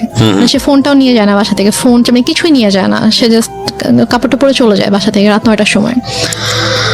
তো তারপরে আমার আপু যেটা বললো যে তুমি জাস্ট রুম সবকিছু লক করে তুমি থাকো। হ্যাঁ কিনা কেয়ারটেকারকে বলো, কারণ কেয়ারটেকারকে বলো যে বাসার সামনে দাঁড়িয়ে থাকতাম, বাসার কেয়ারটেকার ছিল, তো ওকে বলো যে সারা যেন বাসার সামনেই থাকে, কারণ আমি আম্মু হয়তো তোমার কোনো ক্ষতি করতে পারে, আমি ঠিক বিশ্বাস করে উঠতে পারছি না। তো তুমি জাস্ট কোনো রকম সবকিছু লক করে দিয়ে থাকো, তুমি সকাল হওয়ার সাথে সাথে ফুপির বাসায় চলে যাবা। আমার ফুপির বাসা ছিল হচ্ছে আমাদের বাসা থেকে 1.5 ঘন্টার দূরে, গাড়িতে 1.5 ঘন্টা লাগবে। তো আমি সারা রাত আমার বোন আমার সাথে ফোনে ছিল, আমার সাথে কথা বলেছে সারা রাত। তো আম্মু রাতে আর কোনো সমস্যা করেনি। তো আমি সকালবেলা ফজরের নামাজ পড়ে আমি আমার ফুপির বাসায় চলে যাই। রমজান মাস ছিল, তো আমি সেহরি করে ফজরের নামাজ পড়ে আমি 5:30টার দিকে বের হয়ে যাই বাসা থেকে। কেয়ারটেকারের কাছে চাবি, জাস্ট গেটের চাবিটা দিয়ে বাসার চাবিটা নিয়ে আমি চলে যাই। কেয়ারটেকার ছিল বাসাতে? কেয়ারটেকার বলতো যে উনি হচ্ছে যে আমাদের বাসার সামনে কিছু দোকান ছিল, তো সেগুলোর মেনটেন করতো, তারপর বাসার সব বিল টিল পে করতো, এগুলোর জন্য। তার মানে তো উনি ইনফর্ম ছিল বাসার ভিতরে কি হচ্ছে না হচ্ছে। উনি তো বাসায় থাকতো না, আর হচ্ছে উনি জাস্ট হচ্ছে দোকান মেনটেন করতো, আর ওনাকে যদি ফোন দিতাম তখন আর কি উনি আসতো Okay. বাসায় কোনো সমস্যা হলে। ঠিক আছে, ওকে। তারপর না, কিন্তু যেহেতু উনি বাসা পাহারা দিচ্ছে বাইরে এবং বাসার মালিক তো এক অর্থে আপনার বড় বোন, আপনি যেটা বলছিলেন যে প্রপার্টির মালিক হচ্ছে বড় বোন, তো যে যাচ্ছে মানে উনি তো খুব স্বাভাবিকভাবেই কিউরিয়াস হওয়ার কথা যে বাসার ভিতরে কি হচ্ছে মা আর মেয়ে মিলে। ওনার সামনে কখনো আসলে ওইভাবে কোনো সিনক্রেট করে আমি হয়তো আপনাকে বলেছি যে আমার মা আমাদের সাথে একরকম আর বাইরের মানুষের সামনে টোটালি অন্যরকম ছিল। যেমন আমার যখন পরীক্ষা চলছিল তখন আমার মা প্রতিদিন আমাকে নিয়ে যেত, নিয়ে আসতো। সে কিন্তু এই জন্য আমাকে নিয়ে যেত, নিয়ে আসতো যাতে আমি কারোর সাথে কথা না বলতে পারি। এখানে একটা বিষয় প্রিয় শ্রোতা, আমি ওর যে গল্পটা, সেই গল্পে আমি অনেক সন্দেহ তৈরি করার জন্য অনেক বেশি কোশ্চেন করেছি, অনেক বেশি ইন্টারাপ্ট করেছি, বাট সরি টু সে আমি যে অ্যান্সারগুলো পেয়েছি সেখানে আসলে সন্দেহটা সেভাবে দানা বাঁধেনি। এবং তার মানে এটা নয় যে ওনার মা যেটা করেছে, উনি যেটা বলেছে সেটা 100% সত্য, আপনাকে ধরে নিতে হবে, আমি সেটা আপনাকে বলছিও না।